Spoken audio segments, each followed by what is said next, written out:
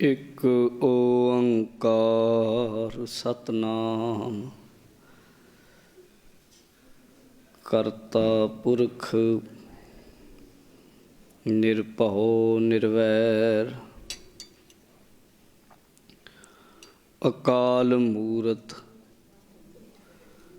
ਅਜੂਨੀ ਸੈਭੰ ਗੁਰ ਪ੍ਰਸਾਦ। ਚੱਕਰ ਚਿਹਨ ਅਰ ਵਰਨ ਜਾਤ ਅਰ ਪਾਤ ਨਹਿਨ ਜਿਹੇ। ਰੂਪ ਰੰਗ ਅਰ ਰੇਖ ਭੇਖ ਕੋ ਕਹਿ ਨਾ ਸਕਤ ਕਹੇ। ਅਚਲ ਮੂਰਤ ਅਨਭਉ ਪ੍ਰਕਾਸ਼ ਅਮਿਤੋਜ ਕਹਿਜੈ। ਕੋਟ ਇੰਦਰ ਇੰਦਰਾਣ ਸਾਹੋ ਸਾਹਾਨ ਗਣਿਜੈ। ਤ੍ਰਿਭਵਨ ਮਹੀਪ ਸੁਰ ਨਰ ਅਸੁਰ ਨੇਤ ਨੇਤ ਬਨ ਤ੍ਰਿਣ ਕਹਿਤ। ਤਵ ਸਰਵ ਨਾਮ ਕਥੈ ਕਵਨ ਕਰਮ ਨਾਮ ਵਰਣਤ ਸੁਮਤ। ਬਾਣੀ ਗੁਰੂ ਗੁਰੂ ਹੈ ਬਾਣੀ ਵਿੱਚ ਬਾਣੀ ਅੰਮ੍ਰਿਤ ਸਾਰੇ। ਗੁਰਬਾਣੀ ਕਹੈ ਸੇਵਕ ਜਨ ਮਾਨੈ ਪ੍ਰਤੱਖ ਗੁਰੂ ਨਿਸਤਾਰੇ। ਸੋ ਕਹੁ ਟਲ ਗੁਰ ਸੇਵੀਐ ਅਹਨਿਸ ਸਹਿਜ ਸੁਭਾਏ। ਦਰਸ਼ਨ ਪਰਸੈ ਗੁਰੂ ਕੈ ਜਨਮ ਮਰਨ ਦੁਖ ਜਾਏ। ਵਾਹਿਗੁਰੂ ਸਾਹਿਬ ਜੀਓ।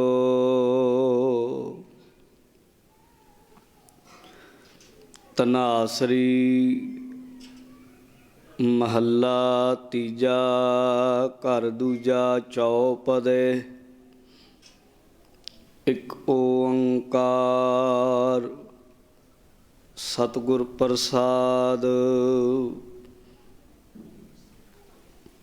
ਇਹੋ ਧਨ ਅਖੁੱਟ ਨਾ ਨਿਖੁੱਟੈ ਨਾ ਜਾਏ। ਪੂਰੈ ਸਤਿਗੁਰ ਦੀਆ ਦਿਖਾਏ। ਇਹੋ ਧਨ ਅਖੁੱਟ ਨਾ ਨਿਖੁੱਟੈ ਨਾ ਜਾਏ। ਪੂਰੈ ਸਤਿਗੁਰ ਦੀਆ ਦਿਖਾਏ। ਆਪਣੇ ਸਤਿਗੁਰ ਕਉ ਸਾਧ ਬਲ ਜਾਈ। ਗੁਰ ਕਿਰਪਾ ਤੇ ਹਰ ਮਨ ਵਸਾਈ। ਸੇ ਧਨਵੰਤ ਹਰ ਨਾਮ ਲਿਵ ਲਾਏ। ਗੁਰ ਪੂਰੈ ਹਰ ਧਨ ਪ੍ਰਗਾਸਿਆ। ਹਰ ਕਿਰਪਾ ਤੇ ਵਸੈ ਮਨ ਆਏ। ਰਹਾਉ ਅਵਗੁਣ ਕਾਟ ਗੁਣ ਹਿਰਦੈ ਸਮਾਏ। ਪੂਰੇ ਗੁਰ ਕੈ ਸਹਿਜ ਸੁਭਾਏ। ਪੂਰੇ ਗੁਰ ਕੀ ਸਾਚੀ ਬਾਣੀ। ਸੁਖ ਮਨ ਅੰਤਰ ਸਹਿਜ ਸਮਾਣੀ। ਏਕ ਅਚਰਜ ਜਨ ਦੇਖੋ ਭਾਈ। ਦੁਬਦਾ ਮਾਰ ਹਰ ਮਨ ਵਸਾਈ। ਨਾਮ ਅਮੋਲਕ ਨਾ ਪਾਇਆ ਜਾਏ। ਗੁਰ ਪ੍ਰਸਾਦ ਵਸੈ ਮਨ ਆਏ। ਸਭ ਮਹਿ ਵਸੈ ਪ੍ਰਭ ਏਕੋ ਸੋਏ। ਗੁਰਮਤੀ ਘਟ ਪ੍ਰਗਟ ਹੋਏ। ਸਹਿਜੇ ਜਿਨ ਪ੍ਰਭ ਜਾਣ ਪਛਾਣਿਆ। ਨਾਨਕ ਨਾਮ ਮਿਲੈ ਮਨ ਮਾਨਿਆ। ਸਭ ਮਹਿ ਵਸੈ ਪ੍ਰਭ ਏਕੋ ਸੋਏ। ਗੁਰਮਤੀ ਘਟ ਪ੍ਰਗਟ ਹੋਏ। ਸਹਿਜੇ ਜਿਨ ਪ੍ਰਭ ਜਾਣ ਪਛਾਣਿਆ। ਨਾਨਕ ਨਾਮ ਮਿਲੈ ਮਨ ਮਾਨਿਆ। ਵਾਹਿਗੁਰੂ ਜੀ ਕਾ ਖਾਲਸਾ, ਵਾਹਿਗੁਰੂ ਜੀ ਕੀ ਫਤਿਹ। ਪਰਮ ਸਤਿਕਾਰਯੋਗ ਗੁਰੂ ਰੂਪ, ਗੁਰੂ ਪਿਆਰੀ, ਗੁਰੂ ਸਵਾਰੀ ਸਤਿਗੁਰੂ ਜੀ ਦੀ ਸਾਜੀ ਨਵਾਜੀ ਬਹੁਤ ਹੀ ਸਤਿਕਾਰਯੋਗ ਸਾਧ ਸੰਗਤ ਜੀ।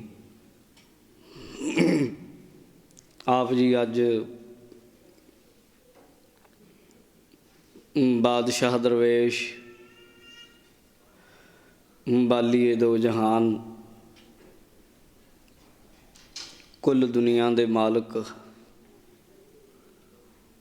ਖੜਗਧਾਰੀ, ਸ਼ਸਤਰਧਾਰੀ, ਨੀਲੇ ਦੇ ਸ਼ਾਹ ਸਵਾਰ, ਬਾਜਾਂ ਵਾਲੇ, ਕਲੰਗੀਆਂ ਵਾਲੇ, ਹਕਰਾ ਗੰਜੂਰ, ਜੁਮਲਾ ਫੈਜੇ ਨੂਰ, ਬਰਦੋ ਆਲਮ ਸ਼ਾਹ,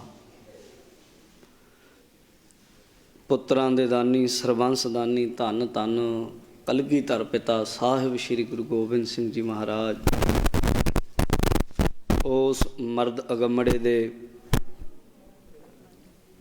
ਪਾਵਨ ਪਵਿੱਤਰ ਪ੍ਰਕਾਸ਼ ਪੁਰਬ ਦੇ ਉੱਤੇ, ਜਿਹਨੂੰ ਸਤਿਕਾਰਯੋਗ ਭਾਈ ਸਾਹਿਬ ਭਾਈ ਗੁਰਦਾਸ ਸਿੰਘ ਜੀ ਨੇ ਲਿਖਿਆ ਹੈ, ਵਹਿ ਪ੍ਰਗਟਿਓ ਮਰਦ ਅਗੰਮੜਾ, ਵਰਿਆਮ ਅਕੇਲਾ, ਵਾਹੋ ਵਾਹੋ ਗੋਬਿੰਦ ਸਿੰਘ ਆਪੇ ਗੁਰਚੇਲਾ। ਐਸੇ ਦੀਨ ਦਿਆਲ ਸਤਿਗੁਰੂ ਜੀ ਦੇ ਪਾਵਨ ਪ੍ਰਕਾਸ਼ ਪੁਰਬ ਨੂੰ ਬੜੀ ਸ਼ਰਧਾ ਭਾਵਨਾ ਨਾਲ, ਸਤਿਗੁਰਾਂ ਦੇ ਮਹਾਨ ਰਹਿਮਤਾਂ ਬਖਸ਼ਿਸ਼ਾਂ ਭਰੇ ਅਸਥਾਨ ਗੁਰਦੁਆਰਾ ਸਾਹਿਬ ਪਾਤਸ਼ਾਹੀ ਦਸਵੀਂ ਸ਼੍ਰੀ ਨਾਢਾ ਸਾਹਿਬ ਵਿਖੇ ਮਨਾ ਰਹੇ ਹੋ, ਆਪਣੀਆਂ ਹਾਜ਼ਰੀਆਂ ਲਵਾ ਰਹੇ ਹੋ। ਆਓ ਅੱਜ ਦਾ ਜਿੰਨਾ ਵੀ ਆਪਣੇ ਕੋਲ ਸਮਾਂ ਹੈ, ਇਸ ਸਮੇਂ ਨੂੰ ਕਲਗੀਧਰ ਪਿਤਾ ਗੁਰੂ ਗੋਬਿੰਦ ਸਿੰਘ ਮਹਾਰਾਜ ਸੱਚੇ ਪਾਤਸ਼ਾਹ ਬਾਜਾਂ ਵਾਲੇ ਮਾਹੀ ਦੇ ਲੇਖੇ ਲਾ ਦਈਏ। ਜਿੰਨਾ ਸਮਾਂ ਆਪਣੇ ਕੋਲ ਬਚਿਆ ਹੈ, ਆਪਾਂ ਆਪਣੇ ਰੰਗਲੇ ਸੱਜਣ ਦੀ ਗੱਲ ਕਰ ਲਈਏ, ਆਪਣੇ ਪ੍ਰੀਤਮ ਦੀਆਂ ਬਾਤਾਂ ਪਾ ਲਈਏ। ਧੰਨ ਗੁਰੂ ਗੋਬਿੰਦ ਸਿੰਘ ਮਹਾਰਾਜ ਜੀ ਦੇ ਪ੍ਰਕਾਸ਼ ਬਾਰੇ, ਉਸ ਸਮੇਂ ਦੇ ਹਾਲਾਤਾਂ ਬਾਰੇ, ਉਹਨਾਂ ਦੇ ਮਾਤਾ ਪਿਤਾ ਮਾਤਾ ਗੁਜਰੀ ਜੀ ਗੁਰੂ ਤੇਗ ਬਹਾਦਰ ਸਾਹਿਬ ਬਾਰੇ ਜਾਣੀਏ। ਉਸ ਤੋਂ ਪਹਿਲਾਂ ਇੱਕ ਵਾਰ ਸਾਰੇ ਰਲ ਮਿਲ ਕੇ ਪਾਵਨ ਬਾਣੀ ਦੀ ਪੰਕਤੀ ਪੜ੍ਹ ਲਈਏ, ਦੁਹਰਾ ਲਈਏ, ਆਪਣੇ ਮਨ ਨੂੰ ਇਕਾਗਰ ਕਰ ਲਈਏ। ਸਾਰੇ ਰਲ ਮਿਲ ਕੇ ਪੜ੍ਹੋ। ਗੁਰ ਕੋ ਬਲ ਬਲ ਜਾਈਐ, ਐਸੇ ਗੁਰ ਕੋ ਬਲ ਬਲ ਜਾਈਐ। ਗੁਰ ਕੋ ਗੁਰ ਕੋ ਬਲ ਬਲ ਜਾਈਐ, ਐਸੇ ਗੁਰ ਕੋ ਬਲ ਬਲ ਜਾਈਐ। ਗੁਰ ਕੋ ਗੁਰ ਕੋ ਬਲ ਬਲ ਜਾਈਐ, ਐਸੇ ਗੁਰ ਕੋ ਬਲ ਬਲ ਜਾਈਐ।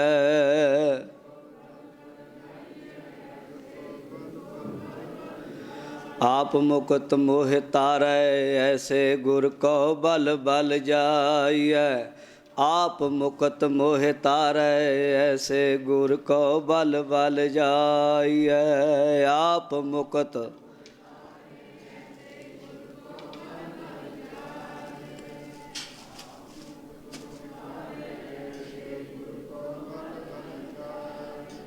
नारायण नरपत नमस्कारै, ऐसे गुर को बल बल जाइए। आप मुकत मोहे तारै। दुनिया दी तारीख दे विच, हिस्टरी दे विच, इतिहास दे विच कोई ऐसा पुरख प्रगटिया नहीं, जन्मिया नहीं, ਜਿਹਦੇ ਬਾਰੇ ਵਿਦਵਾਨਾਂ ਨੇ, ਕਵੀਆਂ ਨੇ ਇਤਨੇ ਇਤਨੇ ਵੱਡੇ ਮਹਾਨ ਤਖੱਲਸ ਦਿੱਤੇ ਹੋਣ। ਜਾਂ ਜਿਹਦੇ ਵਿੱਚ ਇੰਨੇ ਗੁਣ ਹੋਣ। ਅੱਲਾ ਯਾਰ ਖਾਂ ਜੋਗੀ ਲਿਖਦਾ ਹੈ, ਇੱਕ ਮੁਸਲਮਾਨ ਫਕੀਰ ਕਹਿੰਦਾ, ਅੱਲਾ की सौगंध है, नानक की कसम है, जितनी भी तारीफ करो गोबिंद सिंह की वो कम है। और इत्थे तक भी लिखदा है, एक आँख से क्या बुलबुला कुल बहर को देखे, सागर को देखे, मंझधार को देखे या लहर को देखे। गुरु कलगीधर महाराज जी दियां सिफतां, उन्हां दे गुण लाला दौलत राय लिखदा है, कहंदा दुनिया के इतिहास विच एक हिंदू आर्या समाजी है।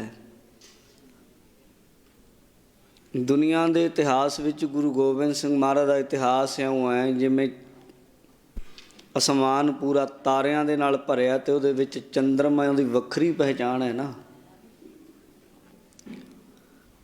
ते बाकी सारे पीर पैगंबर रहबर तारियां दी तरह ने, ते कलगीधर महाराज उन्हां दे विच चंद्रमा की तरह शोभा पाउंदे आ। आसमान च लखां तारे होण पर जे चंद्रमा उहदे विचों कढ दिता जाए तो तारियां की शोभा भी फिक्की पैंदी है। आसमान रोशनाउंदा नहीं। इउं ही दुनिया की तारीख दे विचों अगर गुरु कलगीधर महाराज का इतिहास एक पासे कर दईए तो दुनिया के पैगंबरां पीरां बलियां दा अवतारां दा इतिहास फिक्का लगेगा। ऐसे बादशाह दरवेश कलगीधर महाराज सच्चे पातशाह, उन्हां दा अज प्रकाश पुरब है। उन्हां दा पवित्र अवतार पटने की पावन धरती ते होया, जिहदे बारे इतिहास विच बोल लिखे मिलते हैं। जन्म भूम पटना है मेरी, महिमा महाविलोकन केरी। कहते जन्म भूमि मेरी पटना साहब दी है, ते उस पवित्र पटने दे दीदार करन दी महिमा बड़ी वड्डी।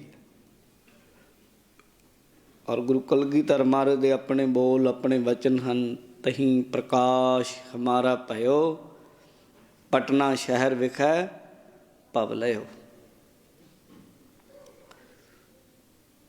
एक दो गल्लां नूं थोड़ा समझ लईए तां अज दा साडा इत्थे बैठना सफल है। इन्ना कि तुहानूं पता ही है कि पटने की पावन धरती ते महाराज जी की आमद हुई, उन्हां दा प्रकाश होया। ये गल्लां ते तुसीं कई वार सुणीआं ही ने।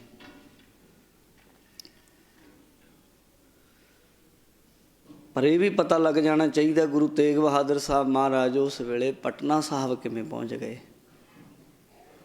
कईयां नूं लगदा खौरे गुरु तेग बहादुर साहब या माता गुजरी जी पटने दे ही रहण वाले सन। ऐसा नहीं है। उस समय दे जिहड़े हालात सन बहुत नाजुक सन। उस वक्त का जिहड़ा बादशाह सी औरंगजेब सी।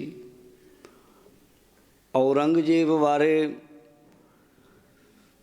तुहानूं सारिआं नूं पता कि बहुत वड्डा ज़ालिम सी। इत्थों तक अपने भरावां नूं मारिया, अपने प्यो नूं शाहजहां नूं कैद किया उसने, होर पता नहीं किन्ने कुछ पाप कमाए। ਉਹਦੀ ਇੱਕ ਨੀਤੀ ਸੀ। ਉਹ ਨੀਤੀ ਸੀ ਕਿ ਦੂਜੇ ਧਰਮ ਦੇ ਬੰਦਿਆਂ ਨੂੰ ਪਸੰਦ ਨਹੀਂ ਸੀ ਕਰਦਾ। ਕਿਸੇ ਨਾ ਕਿਸੇ ਤਰੀਕੇ ਅਨੁਸਾਰ ਦੂਜੇ ਬੰਦਿਆਂ ਨੂੰ ਉਹ ਖਤਮ ਕਰਵਾ ਦਿੰਦਾ ਸੀ ਜਾਂ ਉਹਨਾਂ ਦਾ ਧਰਮ ਬਦਲ ਕੇ ਕਨਵਰਸ਼ਨ ਹੋ ਜਾਂਦੀ, ਕਨਵਰਟ ਕਰ ਦਿੰਦਾ। ਜਿਹੜੇ ਕੋਈ ਰਾਜੇ ਰਜਵਾੜੇ ਸਨ ਉਹਨਾਂ ਨੂੰ ਸਿੱਧਾ ਨਹੀਂ ਸੀ ਕਹਿੰਦਾ ਤੁਸੀਂ ਇਸਲਾਮ ਵਿੱਚ ਆ ਜਾਓ। ਉਹ ਕੀ ਕਰਦਾ ਸੀ, ਹਿੰਦੂ ਰਾਜੇ ਦੇ ਖਿਲਾਫ ਜਿਹੜੇ ਉਹਦੇ ਥੱਲੇ ਆਉਂਦੇ ਸੀ ਦੂਜੇ ਹਿੰਦੂ ਰਾਜੇ ਨਾਲ ਲੜਵਾ ਦਿੰਦਾ ਸੀ। ਆਪਣੇ ਬੰਦਿਆਂ ਨੂੰ, ਆਪਣੇ ਵਾਲੇ ਹਿੰਦੂ ਰਾਜਿਆਂ ਨੂੰ ਭੇਜਦਾ ਸੀ ਵੀ ਉਹ ਸਾਹਮਣੇ ਵਾਲਾ ਹਿੰਦੂ ਰਾਜਾ ਮੇਰੀ ਬਗਾਵਤ ਕਰਦਾ, ਉਹਦੇ ਨਾਲ ਜਾ ਕੇ ਲੜੋ। ਹੁਣ ਇਹਦੇ 'ਚ ਇਹਦੇ ਦੋ ਫਾਇਦੇ ਸਨ। ਇੱਕ ਤੇ ਜੇ ਲੜਦਿਆਂ ਲੜਦਿਆਂ ਇਹਦੇ ਵਾਲਾ ਬੰਦਾ ਜਿੱਤ ਜਾਵੇ ਤੇ ਸਾਹਮਣੇ ਵਾਲਾ ਬੰਦਾ ਹਾਰ ਜਾਏ ਤਾਂ ਫਿਰ ਰਾਜ ਇਹਦਾ ਹੁੰਦਾ ਸੀ, ਔਰੰਗਜ਼ੇਬ ਦਾ। ਜੇਕਰ ਲੜਦਿਆਂ ਲੜਦਿਆਂ ਇਹਦਾ ਬੰਦਾ ਜਿੱਤਣ ਦੀ ਬਜਾਏ ਹਾਰ ਜਾਏ ਤੇ ਮਰ ਜਾਏ, ਉਹਦੇ 'ਚ ਵੀ ਇਹਦਾ ਹੀ ਫਾਇਦਾ ਹੁੰਦਾ ਸੀ। ਉਹ ਕਿ ਇੱਕ ਹਿੰਦੂ ਰਾਜਾ ਮਰ ਗਿਆ, ਉਹਦੀ ਥਾਂ ਆਪਣਾ ਕੋਈ ਮੁਸਲਮਾਨ ਬੰਦਾ ਉੱਥੇ ਬਿਠਾ ਦਿੰਦਾ ਸੀ, ਗਵਰਨਰ ਲਾ ਦਿੰਦਾ ਸੀ ਜਾਂ ਕੋਈ ਨਵਾਬ ਲਾ ਦਿੰਦਾ ਸੀ, ਕੁਝ ਹੋਰ ਕਰ। ਸਪਸ਼ਟ ਨੀਤੀ ਸੀ। ਉਸੇ ਨੀਤੀ ਦੇ ਤਹਿਤ ਇਹਨੇ ਕੁਝ ਹਿੰਦੂ ਰਾਜਿਆਂ ਨੂੰ ਅਸਾਮ, ਢਾਕਾ, ਬੰਗਾਲ ਵੱਲ ਭੇਜਿਆ ਕਿ ਉੱਥੇ ਦਾ ਰਾਜਾ ਮੇਰੇ ਅਧੀਨ ਨਹੀਂ ਚੱਲਦਾ, ਬਾਗੀ ਹੋ ਕੇ ਚੱਲਦਾ, ਉਹਨੂੰ ਜਾ ਕੇ ਕਾਬੂ ਕਰੋ। ਔਰੰਗਜ਼ੇਬ ਦੀ ਇਸ ਨੀਤੀ ਨੂੰ ਰਾਜੇ ਸਮਝਦੇ ਵੀ ਸਨ, ਪਰ ਕਰ ਵੀ ਕੀ ਸਕਦੇ ਸਨ। ਹੁਣ ਜਿਹੜੇ ਰਾਜੇ ਦੀ ਡਿਊਟੀ ਲਾਈ ਗਈ, ਉਹ ਰਾਜਾ ਗੁਰੂ ਤੇਗ ਬਹਾਦਰ ਸਾਹਿਬ ਦਾ ਸ਼ਰਧਾਲੂ ਸੀ। ਉਹਨਾਂ ਨੇ ਆ ਕੇ ਗੁਰੂ ਤੇਗ ਬਹਾਦਰ ਜੀ ਨੂੰ ਬੇਨਤੀ ਕੀਤੀ, ਸੱਚੇ ਪਾਤਸ਼ਾਹ ਨੂੰ, ਮਹਾਰਾਜ ਅਸੀਂ ਬਹੁਤ ਪਰੇਸ਼ਾਨ ਹਾਂ, ਔਰੰਗਜ਼ੇਬ ਨੂੰ ਨਾ ਜਵਾਬ ਦੇਣ ਜੋਗੇ, ਲੜਦੇ ਹਾਂ ਅਸੀਂ ਹਿੰਦੂ ਰਾਜੇ, ਰਾਜ ਇਹਦਾ ਹੁੰਦਾ, ਮਰ ਜਾਂਦੇ ਹਾਂ ਤਾਂ ਹਿੰਦੂ ਰਾਜੇ ਮਰਦੇ ਹਨ, ਤੁਸੀਂ ਕਿਰਪਾ ਕਰੋ ਅਸਾਮ ਵੱਲ, ਢਾਕੇ ਵੱਲ ਗੁਰੂ ਨਾਨਕ ਦੇਵ ਮਹਾਰਾਜ ਦੀ ਬਹੁਤ ਵੱਡੀ ਸਿੱਖੀ ਹੈ, ਤੁਸੀਂ ਸਾਡੇ ਨਾਲ ਚੱਲੋ ਅਤੇ ਕਿਰਪਾ ਕਰਕੇ ਸਾਡੀ ਕਿਸੇ ਨਾ ਕਿਸੇ ਤਰੀਕੇ ਸੰਧੀ ਕਰਵਾ ਦਿਓ, ਆਪਸ ਵਿੱਚ ਸੁਲ੍ਹਾ ਕਰਾ ਦੇਵੋ ਤਾਂ ਕਿ ਅਸੀਂ ਮਰਨੋਂ ਬਚ ਜਾਈਏ। ਇਹ ਕਾਰਨ ਕਰਕੇ ਗੁਰੂ ਤੇਗ ਬਹਾਦਰ ਸਾਹਿਬ ਮਹਾਰਾਜ ਦਾ ਉੱਧਰ ਨੂੰ ਜਾਣਾ ਹੋਇਆ, ਅਸਾਮ, ਢਾਕੇ ਵੱਲ ਨੂੰ। 19 ਜੂਨ ਸੰਨ 1665 ਨੂੰ ਅਨੰਦਪੁਰ ਸਾਹਿਬ ਜਿਹੜਾ ਨਗਰ ਹੈ, ਇਹਦੀ ਨੀਂਹ ਰੱਖੀ ਸੀ ਗੁਰੂ ਸਾਹਿਬ ਨੇ। ਬਾਬਾ ਬੁੱਢਾ ਜੀ ਦੇ ਖਾਨਦਾਨ ਦੇ ਵਿੱਚੋਂ ਇੱਕ ਬ੍ਰਹਮ ਗਿਆਨੀ ਗੁਰਮੁਖ ਹੋਏ ਹਨ, ਉਹਨਾਂ ਦਾ ਨਾਂ ਸੀ ਗੁਰਦਿੱਤਾ। ਇੱਕ ਗੁਰਦਿੱਤਾ ਗੁਰੂ ਸਾਹਿਬ ਗੁਰੂ ਹਰਗੋਬਿੰਦ ਸਾਹਿਬ ਦੇ ਸਾਹਿਬਜ਼ਾਦੇ ਸਨ, ਉਹਨਾਂ ਦੀ ਗੱਲ ਨਹੀਂ, ਇਹ ਹੋਰ ਹੋਏ ਨੇ। ਉਹਨਾਂ ਤੋਂ ਨੀਂਹ ਰਖਵਾਈ ਸੀ 1665 ਵਿੱਚ।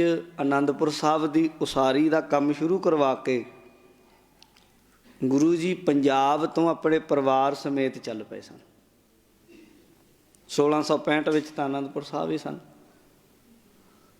ਔਰ ਆਪ 1666 ਵਿੱਚ ਗੁਰੂ ਕਲਗੀਧਰ ਮਹਾਰਾਜ ਦਾ ਪ੍ਰਕਾਸ਼ ਹੁੰਦਾ ਪਟਨੇ ਦੀ ਧਰਤੀ 'ਤੇ। ਚੱਲਦਿਆਂ ਚੱਲਦਿਆਂ ਕਈ ਥਾਈਂ ਹੁੰਦੇ ਗਏ ਪੰਜਾਬ ਦੇ ਵਿੱਚ ਦੀ ਦੌਰਾ ਕਰਦੇ ਗਏ, ਅਤੇ ਜਿਹਨੂੰ ਅੱਜ ਕੱਲ੍ਹ ਇਲਾਹਾਬਾਦ ਕਹਿੰਦੇ ਆ, ਉਹਨੂੰ ਤ੍ਰਿਵੇਣੀ ਵੀ ਕਹਿ ਦਿੰਦੇ ਆ, ਉੱਥੇ ਗੁਰੂ ਤੇਗ ਬਹਾਦਰ ਜੀ ਪਹੁੰਚੇ। ਉਹ ਪਟਨਾ ਸਾਹਿਬ ਤੋਂ ਪਹਿਲਾਂ ਆਉਂਦੀ ਆ, ਸਮਝਣੀ ਗੱਲ। ਉਦੋਂ ਹਜੇ ਗੁਰੂ ਕਲਗੀਧਰ ਮਹਾਰਾਜ ਪ੍ਰਗਟ ਨਹੀਂ ਸੀ ਹੋਏ। ਉੱਥੇ ਜਦੋਂ ਗੁਰੂ ਤੇਗ ਬਹਾਦਰ ਜੀ ਪਹੁੰਚੇ, ਉਸ ਜਗ੍ਹਾ 'ਤੇ ਗੁਰੂ ਤੇਗ ਬਹਾਦਰ ਸਾਹਿਬ ਦੀ ਮਾਂ, ਸਮਝਿਓ ਗੱਲ, ਗੁਰੂ ਕਲਗੀਧਰ ਦਸ਼ਮੇਸ਼ ਪਿਤਾ ਦੀ ਦਾਦੀ, ਉਹਨਾਂ ਦਾ ਨਾਂ ਸੀ ਮਾਤਾ ਨਾਨਕੀ। ਨਾਨਕੀਆਂ ਇਤਿਹਾਸ ਵਿੱਚ, ਗੋਰੇ ਇਤਿਹਾਸ ਵਿੱਚ ਦੋ ਆਈਆਂ ਨੇ। ਇਤਿਹਾਸ ਵੀ ਤਿੰਨ ਤਰ੍ਹਾਂ ਦਾ ਹੁੰਦਾ ਹੈ, ਇੱਕ ਕੌਮੀ ਇਤਿਹਾਸ, ਇੱਕ ਸਿੱਖ ਇਤਿਹਾਸ ਅਤੇ ਇੱਕ ਗੁਰ ਇਤਿਹਾਸ। ਗੁਰ ਇਤਿਹਾਸ ਉਹਨੂੰ ਕਹਿੰਦੇ ਜਿਹੜੀ ਗੁਰੂ ਦੀਆਂ ਸਾਖੀਆਂ ਨੇ। ਸਿੱਖ ਇਤਿਹਾਸ ਉਹ ਜਿਹੜਾ ਸਿੱਖਾਂ ਨਾਲ ਸੰਬੰਧਿਤ ਹੈ। ਕੌਮੀ ਇਤਿਹਾਸ ਉਹ ਜਿਹੜੇ ਕੌਮੀ ਪਰਵਾਨੇ ਆ, ਭਗਤ ਸਿੰਘ, ਊਧਮ ਸਿੰਘ ਵਰਗੇ, ਕਰਤਾਰ ਸਿੰਘ ਸਰਾਭੇ ਵਰਗੇ ਯੋਧੇ, ਉਹ ਕੌਮੀ ਸੂਰਮੇ ਆ। ਗੁਰ ਇਤਿਹਾਸ ਵਿੱਚ ਦੋ ਬੀਬੀਆਂ ਨਾਨਕੀ ਨਾਂ ਦੀਆਂ ਹੋਈਆਂ। ਇੱਕ ਪਹਿਲੀ ਭੈਣ ਨਾਨਕੀ ਗੁਰੂ ਨਾਨਕ ਦੇਵ ਮਹਾਰਾਜ ਦੀ ਭੈਣ, ਦੂਜੀ ਨਾਨਕੀ ਗੁਰੂ ਤੇਗ ਬਹਾਦਰ ਸਾਹਿਬ ਦੀ ਮਾਂ, ਗੁਰੂ ਹਰਗੋਬਿੰਦ ਸਾਹਿਬ ਦੀ ਧਰਮ ਪਤਨੀ, ਗੁਰੂ ਕਲਗੀਧਰ ਮਹਾਰਾਜ ਦੀ ਦਾਦੀ ਮਾਤਾ ਗੁਜਰੀ ਦੀ ਸੱਸ। ਇਹਨਾਂ ਦਾ ਨਾਮ ਵੀ ਨਾਨਕੀ ਸੀ, ਇਹਨਾਂ ਨੂੰ ਮਾਤਾ ਨਾਨਕੀ ਕਿਹਾ। ਇਹ ਮੈਂ ਤੁਹਾਨੂੰ ਤਾਂ ਦੱਸ ਰਿਹਾ, ਬਾਰ-ਬਾਰ ਨਾ ਆਏਗਾ ਕਈਆਂ ਦੇ ਜਿਹਨ ਵਿੱਚ, ਸ਼ਾਇਦ ਇਹ ਹੋਵੇ ਵੀ ਨਾਨਕੀ ਪਤਾ ਨਹੀਂ ਬਾਬੇ ਨਾਨਕ ਦੀ ਭੈਣ, ਉਹਦੀ ਗੱਲ ਨਹੀਂ ਹੈ। ਮਾਤਾ ਨਾਨਕੀ ਗੁਰੂ ਤੇਗ ਬਹਾਦਰ ਸਾਹਿਬ ਨੂੰ, ਜਿੱਥੇ ਅੱਜ ਕੱਲ੍ਹ ਇਲਾਹਾਬਾਦ ਤ੍ਰਿਵੇਣੀ ਵਾਲੀ ਜਗ੍ਹਾ ਹੈ, ਉਸ ਸ਼ਹਿਰ ਦੇ ਵਿੱਚ ਗੁਰੂ ਤੇਗ ਬਹਾਦਰ ਜੀ ਇੱਕ ਸਾਈਡ ਜੀ ਨੂੰ ਬੈਠੇ ਸਿਮਰਨ ਕਰ ਰਹੇ ਸਨ, ਚੌਂਕੜਾ ਮਾਰੀ। ਉੱਥੇ ਮਾਤਾ ਨਾਨਕੀ ਗੁਰੂ ਤੇਗ ਬਹਾਦਰ ਜੀ ਕੋਲ ਗਏ, ਆਪਣੇ ਪੁੱਤ ਕੋਲ ਜਾ ਕੇ ਬਚਨ ਕੀਤਾ, ਲਾਲ ਜੀ ਮੇਰੇ ਮਨ ਵਿੱਚ ਇੱਕ ਵਿਚਾਰ ਆਈ ਹੈ, ਮੈਂ ਤੁਹਾਡੇ ਨਾਲ ਕੋਈ ਗੱਲ ਕਰਨੀ ਚਾਹੁੰਦੀ ਹਾਂ। ਗੁਰੂ ਜੀ ਨੇ ਹੱਥ ਜੋੜ ਕੇ ਆਪਣੀ ਮਾਂ ਨੂੰ ਆਖਿਆ, ਮਾਂ ਆਪ ਜੀ ਹੁਕਮ ਕਰੋ। ਮਾਤਾ ਜੀ ਆਖਣ ਲੱਗੇ, ਜੇ ਹੁਣ ਮੈਂ ਇੱਕ ਹਿਸਾਬ ਵੇਖਾਂ, ਤੁਸੀਂ ਗੁਰੂ ਹੋ, ਗੁਰੂ ਨੂੰ ਕੁਛ ਕਹਿ ਨਹੀਂ ਸਕਦੇ, ਪਰ ਦੂਜਾ ਤੁਸੀਂ ਮੇਰੇ ਪੁੱਤਰ ਹੋ, ਮੈਂ ਤੁਹਾਡੀ ਮਾਂ, ਮੇਰਾ ਹੱਕ ਹੈ ਤੁਹਾਡੇ ਉੱਤੇ। ਗੁਰੂ ਜੀ ਨੇ ਬੜਾ ਸਤਿਕਾਰ ਦਿੱਤਾ, ਮਾਤਾ ਜੀ ਮੈਂ ਤਾਂ ਤੁਹਾਡਾ ਸਦਾ ਹੀ ਸਤਿਕਾਰ ਕਰਦਾ, ਤੁਸੀਂ ਇਸ ਦੁਬਿਧਾ 'ਚ ਨਾ ਰਹੋ, ਜੋ ਵੀ ਗੱਲ ਕਰਨੀ ਮੈਨੂੰ ਸਪਸ਼ਟ ਕਰ ਦਿਓ। ਮਾਤਾ ਨਾਨਕੀ ਜੀ ਨੇ ਫਿਰ ਗੱਲ ਆਖੀ ਕਿ ਤੇਗ ਬਹਾਦਰ ਜੀ, 9ਵੇਂ ਪਾਤਸ਼ਾਹ ਜੀ, ਗੱਲ ਇਹ ਹੈ, ਜਿਸ ਵੇਲੇ ਗੁਰੂ ਹਰਗੋਬਿੰਦ ਸਾਹਿਬ ਤੁਹਾਡੇ ਪਿਤਾ 6ਵੇਂ ਪਾਤਸ਼ਾਹ ਇਸ ਦੁਨੀਆ ਜਹਾਨ ਤੋਂ ਆਪਣੇ ਆਪ ਨੂੰ ਅਲੋਪ ਕਰ ਗਏ, ਸਰੀਰ ਨੂੰ 5 ਤੱਤਾਂ 'ਚ ਵਿਲੀਨ ਕਰਕੇ ਜੋਤ ਅਕਾਲ ਪੁਰਖ ਵਾਹਿਗੁਰੂ ਦੇ ਵਿੱਚ ਵਿਲੀਨ ਕੀਤੀ, ਉਸ ਵੇਲੇ ਮੈਂ ਵੀ ਉਹਨਾਂ ਦੇ ਚਰਨਾਂ 'ਚ ਸੀ।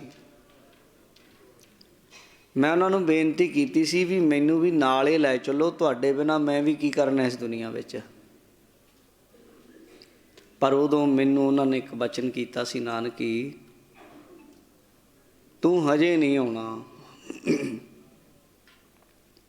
ਫਿਰ ਮਹਾਰਾਜ ਤੂੰ ਹਜੇ ਆਪਣੇ ਹੱਥਾਂ ਦੇ ਨਾਲ ਆਪਣੇ ਪੋਤਰੇ ਨੂੰ ਖਿਡਾਏਂਗੀ, ਉਹ ਐਸਾ ਤੇਰਾ ਪੋਤਰਾ ਹੋਏਗਾ, ਤੂਫਾਨਾਂ ਦੇ ਰਾਹ ਮੋੜ ਦੇਵੇਗਾ, ਜ਼ੁਲਮ ਦੀ ਜੜ ਪੱਟ ਦੇਵੇਗਾ, ਜਿਹੜਾ ਮਰਦ ਗੰਮੜਾ ਹੋਵੇਗਾ,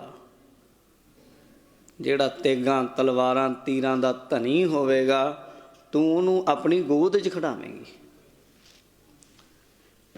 ਮੈਨੂੰ ਤੁਹਾਡੇ ਪਿਤਾ ਨੇ ਇਹ ਵਚਨ ਕੀਤਾ ਸੀ, ਪਰ ਹੁਣ ਮੈਂ ਸੋਚ ਰਹੀ ਹਾਂ ਮੇਰੀ ਵੀ ਸਰੀਰ ਦੀ ਉਮਰ ਬਿਰਧ ਹੋ ਗਈ ਹੈ, ਬਜ਼ੁਰਗ ਹੋ ਗਈਆਂ, ਅਤੇ ਤੁਹਾਡਾ ਵੀ ਮੈਂ ਕਹਿਣਾ ਨਹੀਂ ਸੀ ਚਾਹੁੰਦੀ, ਉਮਰ ਲੰਘਦੀ ਜਾ ਰਹੀ ਹੈ। ਜਿਸ ਵੇਲੇ ਗੁਰੂ ਤੇਗ ਬਹਾਦਰ ਜੀ ਦੇ ਘਰ ਗੁਰੂ ਕਲਗੀਧਰ ਦਾ ਪ੍ਰਕਾਸ਼ ਹੋਇਆ, ਉਦੋਂ ਗੁਰੂ ਤੇਗ ਬਹਾਦਰ ਜੀ ਦੀ ਉਮਰ 45 ਸਾਲ ਸੀ। ਤੁਹਾਡੇ ਵਿਆਹ ਨੂੰ ਵੀ ਬਹੁਤ ਸਾਲ ਹੋ ਗਏ, ਉਮਰ ਵੀ ਲੰਘਦੀ ਜਾ ਰਹੀ ਹੈ, ਮੇਰੀ ਆਪਣੀ ਉਮਰ ਵੀ ਲੰਘ ਰਹੀ ਹੈ। ਮੇਰੇ ਮਨ 'ਚ ਹੈ ਵੀ ਉਹ ਵਚਨ ਹੁਣ ਪੂਰਾ ਹੋਣਾ ਚਾਹੀਦਾ। ਅਤੇ ਨਾਲ ਆਖਿਆ ਵੀ ਮੇਰਾ ਹੁਣ ਕੋਈ ਪਤਾ ਨਹੀਂ, ਵਿਰਧ ਹੋ ਗਈਆਂ, ਸਰੀਰ ਦਾ ਕੀ ਪਤਾ, ਨਦੀ ਕਿਨਾਰੇ ਰੁੱਖੜੇ ਵਾਲੀ ਗੱਲ ਹੈ। ਅਤੇ ਜਦੋਂ ਮਾਤਾ ਨਾਨਕੀ ਜੀ ਨੇ ਗੱਲ ਆਖੀ, ਫਿਰ ਉਸ ਜਗ੍ਹਾ 'ਤੇ ਤ੍ਰਿਵੇਣੀ ਥਾਂ ਦਾ ਜਦ ਗੁਰੂ ਗੋਬਿੰਦ ਸਿੰਘ ਆਪਣੀ ਬਾਣੀ 'ਚ ਜ਼ਿਕਰ ਕਰਦੇ ਹੈ, ਜਬ ਹੀ ਜਾਤ ਤ੍ਰਿਵੇਣੀ ਭਏ, ਪੁੰਨ ਦਾਨ ਦਿਨ ਕਰਤ ਬਿਤਾਏ। ਉੱਥੇ ਗਏ, ਉੱਥੇ ਪੁੰਨ ਦਾਨ ਕੀਤਾ, ਉੱਥੇ ਪਾਠ ਕੀਤਾ ਔਰ ਅਰਦਾਸ ਕੀਤੀ ਗੁਰੂ ਨਾਨਕ ਦੇ ਚਰਨਾਂ ਵਿੱਚ ਤ੍ਰਿਵੇਣੀ ਘਾਟ ਦੇ। ਹਿੰਦੂਆਂ ਦੇ ਮੰਦਰ ਨੂੰ ਨਹੀਂ ਕੀਤੀ ਅਰਦਾਸ, ਇਹ ਸਮਝ ਲਿਓ। ਉਹ ਸ਼ਹਿਰ ਦਾ ਨਾਮ ਹੈ ਇਲਾਹਾਬਾਦ, ਤ੍ਰਿਵੇਣੀ। ਉਹਨੂੰ 3 ਨਦੀਆਂ ਦਾ ਉੱਥੇ ਸੰਗਮ ਗੁਪਤ ਰੂਪ ਵਿੱਚ ਹੁੰਦਾ, ਤਾਂ ਕਰਕੇ ਉਹਨੂੰ ਕਹਿੰਦੇ ਆ ਗੰਗਾ ਯਮੁਨਾ ਸਰਸਵਤੀ। ਅਰਦਾਸ ਬੇਨਤੀ ਕਰਨ ਤੋਂ ਬਾਅਦ ਜਬ ਹੀ ਜਾਤ ਤ੍ਰਿਵੇਣੀ ਪਏ, ਪੁੰਨ ਦਾਨ ਦਿਨ ਕਰਤ ਬਤਾਏ। ਫਿਰ ਅੱਗੇ ਪਟਨਾ ਸਾਹਿਬ ਚਲੇ ਗਏ। ਉੱਥੇ ਜਾਂਦਿਆਂ ਨੂੰ ਜਦੋਂ ਉੱਥੇ ਪਹੁੰਚੇ, ਉਦੋਂ ਤੱਕ ਮਾਤਾ ਗੁਜਰੀ ਜੀ ਅਤੇ ਮਾਤਾ ਨਾਨਕੀ ਜੀ ਨੇ ਗੁਰੂ ਤੇਗ ਬਹਾਦਰ ਸਾਹਿਬ ਨੂੰ ਦੱਸਿਆ, ਜਦੋਂ ਪਟਨੇ ਦੀ ਧਰਤੀ ਉੱਤੇ ਪਹੁੰਚੇ, ਕਿ ਗੁਰੂ ਨਾਨਕ ਮਹਾਰਾਜ ਨੇ ਮਿਹਰ ਕਰ ਦਿੱਤੀ ਹੈ, ਉਧਰੈ ਮੈਂ ਆਏ ਕੀਆ ਨਿਵਾਸ, ਮਾਤਾ ਕੇ ਮਨ ਬਹੁਤ ਵਿਗਾਸ। ਕਿ ਮਹਾਰਾਜ ਦੀ ਕਿਰਪਾ ਦੇ ਨਾਲ ਲਾਲ ਜੀ ਜੋ ਆਪਾਂ ਅਰਦਾਸ ਕੀਤੀ ਸੀ, ਗੁਰੂ ਨਾਨਕ ਨੇ ਮਿਹਰ ਕੀਤੀ, ਉਹ ਪੂਰੀ ਹੋਏਗੀ। ਫਿਰ ਇਹ ਜਦੋਂ ਗੁਰੂ ਤੇਗ ਬਹਾਦਰ ਸਾਹਿਬ ਨੂੰ ਇਹ ਗੱਲ ਦੱਸੀ ਗਈ, ਫਿਰ ਮਹਾਰਾਜ ਆਪ ਅੱਗੇ ਜਾਣਾ ਸੀ ਉਹ ਰਾਜਿਆਂ ਨਾਲ, ਜਿਨ੍ਹਾਂ ਦਾ ਮੈਂ ਤੁਹਾਨੂੰ ਪਹਿਲਾਂ ਜ਼ਿਕਰ ਕੀਤਾ। ਉਹਨਾਂ ਨੇ ਬੇਨਤੀ ਕੀਤੀ ਸੀ, ਮਹਾਰਾਜ ਅੱਗੇ ਟਾਕੇ ਬੰਗਾਲ ਅਸਾਮ ਵੱਲ, ਉੱਧਰ ਤੁਸੀਂ ਨਾਲ ਚੱਲੋ। ਤੇ ਗੁਰੂ ਤੇਗ ਬਹਾਦਰ ਜੀ ਉਧਰ ਨੂੰ ਚਲੇ ਜਾਂਦੇ ਆ, ਢਾਕੇ ਬੰਗਾਲ ਅਸਾਮ ਵੱਲ। ਤੇ ਪਿੱਛੋਂ ਫਿਰ ਮਾਤਾ ਨਾਨਕੀ ਜੀ, ਗੁਰੂ ਤੇਗ ਬਹਾਦਰ ਜੀ ਦੀ ਮਾਂ, ਮਾਤਾ ਗੁਜਰੀ ਜੀ ਦੇ ਭਰਾ ਮਾਮਾ ਕਿਰਪਾਲ ਚੰਦ, ਉਹਨਾਂ ਦਾ ਨਾਮ ਆਉਂਦਾ। ਉਹ ਹੋਰ ਵੀ ਬਹੁਤ ਪਿਆਰ ਵਾਲੇ ਗੁਰਸਿੱਖ ਉਸ ਜਗ੍ਹਾ ਉੱਤੇ ਜਿਹੜੀ ਹਵੇਲੀ ਬਣੀ ਹੋਈ ਸੀ, ਉਹ ਜਗ੍ਹਾ ਦੇ ਉੱਤੇ ਮਾਤਾ ਗੁਜਰੀ ਜੀ ਰਹਿਣ ਲੱਗ ਪਏ। ਔਰ ਗੁਰੂ ਕੀਆਂ ਸੰਗਤਾਂ ਫਿਰ ਦਿਨ ਰਾਤ ਉੱਥੇ ਆਉਂਦੀਆਂ ਨੇ, ਦੀਵਾਨ ਸਜਦਾ। ਕੁਝ ਪਿਆਰ ਵਾਲੇ ਗੁਰਸਿੱਖ ਗੁਰੂ ਤੇਗ ਬਹਾਦਰ ਜੀ ਨਾਲ ਅੱਗੇ ਲੰਘ ਗਏ, ਚਲੇ ਗਏ। ਹੁਣ ਸਮਾਂ ਲੰਘਦਾ ਗਿਆ। ਉਹ ਦਿਨ ਵੀ ਆਇਆ ਜਿਸ ਦਿਨ ਗੁਰੂ ਕਲਗੀਧਰ ਮਹਾਰਾਜ ਸੱਚੇ ਪਾਤਸ਼ਾਹ ਜੀ ਦਾ ਪ੍ਰਕਾਸ਼ ਹੋਇਆ। ਉਹਦੇ ਬਾਰੇ ਸਾਡੇ ਇਤਿਹਾਸਾਂ 'ਚ ਲਿਖਿਆ ਬਿਕਰਮੀ ਸੰਮਤ। ਉਦੋਂ ਜਿਹੜੇ ਚੱਲਦੇ ਸਨ, ਈਸਵੀ ਸਨ ਹੈ ਨਹੀਂ ਸੀ ਜੀ ਉਦੋਂ ਇੱਥੇ ਆਪਣੇ। ਈਸਵੀ ਹਜ਼ਰਤ ਈਸਾ ਦੇ ਜਨਮ ਨਾਲ ਸੰਬੰਧਿਤ ਰੱਖਦਾ ਹੈ। ਇਹ ਵੀ ਕਿ ਇਹਨਾਂ ਨੇ ਮਿੱਥ ਲਿਆ ਵੀ ਇਸ ਦਿਨ ਹਜ਼ਰਤ ਈਸਾ ਦਾ ਜਨਮ ਮਿੱਥ ਲਓ। ਉਸ ਹਿਸਾਬ ਨਾਲ ਫਿਰ ਇਹਨੂੰ ਮੰਨਦੇ ਆ ਈਸਵੀ ਸਨ ਨੂੰ। ਤੇ ਈਸਵੀ ਜਦੋਂ ਹਜ਼ਰਤ ਈਸਾ ਤੋਂ ਸ਼ੁਰੂ ਹੋ ਗਿਆ, ਉਦੋਂ ਇਹ ਸਾਡੇ ਵਿੱਚ ਉਦੋਂ ਹੈ ਨਹੀਂ ਸੀ। ਸਾਡੇ ਵਿੱਚ ਉਦੋਂ ਬਿਕਰਮੀ ਸੰਮਤ ਚੱਲਦੇ ਸੀ। ਬਿਕਰਮੀ ਸੰਮਤ 1723 ਸੀ, ਜਿਹਨੂੰ ਅੱਜ ਦੇ ਹਿਸਾਬ ਨਾਲ 1666 ਕਹਿ ਲੈਂਦੇ ਆਪਾਂ, ਸਿੰਪਲ ਸਮਝ ਆ ਜਾਏ। 1723 ਬਿਕਰਮੀ ਸੰਮਤ, ਪੋਹ ਦਾ ਮਹੀਨਾ ਸੀ, ਠੰਡ ਸੀ ਹੁੰਦੀ। ਪੋਹ ਸੁਦੀ ਸੱਤੋਂ, ਪੋਹ ਦਾ ਸੁਦੀ ਵਾਲਾ ਚਾਨਣੇ ਵਾਲਾ ਪੱਖ ਸੀ। ਜਣੀ ਪੋਹ ਸੁਦੀ ਸੱਤੋਂ, ਸੱਤਵੀਂ ਸੀ। ਜੇ ਤਾਂ ਚਾਨਣੇ ਵਾਲਾ ਪੱਖ 15 ਦਿਨ ਉੱਥੇ ਤੱਕ ਲਾ ਲਈਏ, ਮੱਸਿਆ ਤੋਂ ਲੈ ਕੇ ਫਿਰ ਅੱਗੇ ਕਮਦੂਜ, ਤੀਜ, ਚੌਥ, ਪੰਜਵੀਂ, ਛਠ, ਸੱਤਵੀਂ, ਸੱਤੋਂ ਲਾ ਲੈਂਦੇ, ਫਿਰ ਤਾਂ ਸੁਦੀ ਵਾਲੇ ਪੱਖ ਨਾਲ ਇਹ ਸੱਤੋਂ ਬਣ ਜਾਂਦੀ ਹੈ। ਜੇ ਆਪਾਂ ਮੱਸਿਆ ਤੋਂ ਬਾਅਦ ਸਿੱਧਾ ਹੀ ਲਾਈਏ, ਫਿਰ ਇਹ 23 ਪੋਹ ਬਣ ਜਾਂਦੀ ਹੈ। ਮਤਲਬ ਉਸ 15 ਤੇ 7 ਆਪਾਂ ਆਪਣੇ ਆਪ ਹਿਸਾਬ ਨਾਲ ਲਾ ਲਈਏ। ਤੇ ਅੰਮ੍ਰਿਤ ਵੇਲੇ ਪੋਹ ਸੁਦੀ ਸੱਤੋਂ ਨੂੰ ਗੁਰੂ ਕਲਗੀਧਰ ਮਹਾਰਾਜ ਸੱਚੇ ਪਾਤਸ਼ਾਹ ਨੇ ਪਟਨੇ ਦੀ ਪਾਵਨ ਧਰਤੀ ਦੇ ਉੱਤੇ ਅੰਮ੍ਰਿਤ ਵੇਲੇ ਧੰਨ ਧੰਨ ਮਾਤਾ ਗੁਜਰੀ ਦੀ ਪਾਵਨ ਕੁੱਖੋਂ ਅਵਤਾਰ ਧਾਰਿਆ। ਆਪ ਜੀ ਦੇ ਪ੍ਰਗਟ ਹੋਣ ਦੀਆਂ ਸਮੂਹ ਸੰਗਤਾਂ ਨੂੰ ਬੇਅੰਤ ਬੇਅੰਤ ਵਧਾਈਆਂ। ਇਸ ਗੱਲ ਦਾ ਜਿਉਂ ਪਟਨੇ ਦੀ ਸੰਗਤ ਨੂੰ ਪਤਾ ਲੱਗਾ, ਸੰਗਤਾਂ ਵਧਾਈਆਂ ਦਿੰਦੀਆਂ ਫਿਰਦੀਆਂ ਨੇ ਮਾਤਾ ਗੁਜਰੀ ਜੀ ਨੂੰ, ਸਾਰੇ ਪਾਸੇ, ਚਾਰੇ ਪਾਸੇ ਵਧਾਈਆਂ। ਇੱਕ ਪਟਨੇ ਦਾ ਇਤਿਹਾਸ ਹੋਰ ਵੀ ਹੈ, ਥੋੜ੍ਹਾ ਤੁਹਾਨੂੰ ਉਹ ਵੀ ਦੱਸ ਦੇਵਾਂ। ਇਹ ਪਿਛੋਕੜ ਇਤਿਹਾਸ ਗੁਰੂ ਨਾਨਕ ਦੇਵ ਮਹਾਰਾਜ ਨਾਲ ਜੁੜਦਾ। ਇਸ ਦਾ ਜਦੋਂ ਗੁਰੂ ਨਾਨਕ ਦੇਵ ਜੀ ਭਾਈ ਮਰਦਾਨੇ ਨਾਲ ਗਏ ਸਨ, ਉਸ ਵੇਲੇ ਇਸ ਨਗਰ ਵਿੱਚ ਗੁਰੂ ਨਾਨਕ ਦੇਵ ਜੀ ਆਏ ਸਨ। ਇੱਕ ਇੱਥੇ ਜੌਹਰੀ ਮਿਲਿਆ ਸੀ ਜਿਹਦਾ ਨਾਮ ਸੀ ਸਾਲਸਰਾਏ ਜੌਹਰੀ। ਇੱਕ ਲਾਲ ਗੁਰੂ ਨਾਨਕ ਦੇਵ ਜੀ ਨੇ ਮਰਦਾਨਾ ਜੀ ਨੂੰ ਦਿੱਤਾ ਸੀ, ਆਖਿਆ ਸੀ ਬੜਾ ਕੀਮਤੀ ਹੈ। ਉਹ ਫਿਰ ਇੱਥੇ ਦੇ ਜੌਹਰੀ ਨੇ, ਸਾਲਸਰਾਏ ਨੇ ਉਸ ਲਾਲ ਦੀ ਦਰਸ਼ਨੀ ਭੇਟਾ 100 ਰੁਪਈਆ ਦਿੱਤੀ ਸੀ। ਉਹ ਇਹ ਨਗਰ ਹੈ, ਉਹ ਪਾਟਲੀ ਪੁੱਤਰ ਕਹਿੰਦੇ ਸਨ ਇਹਨੂੰ ਉਸ ਵੇਲੇ, ਤਾਂ ਕਰਕੇ ਇਹਦਾ ਥੋੜ੍ਹਾ ਫਰਕ ਹੈ।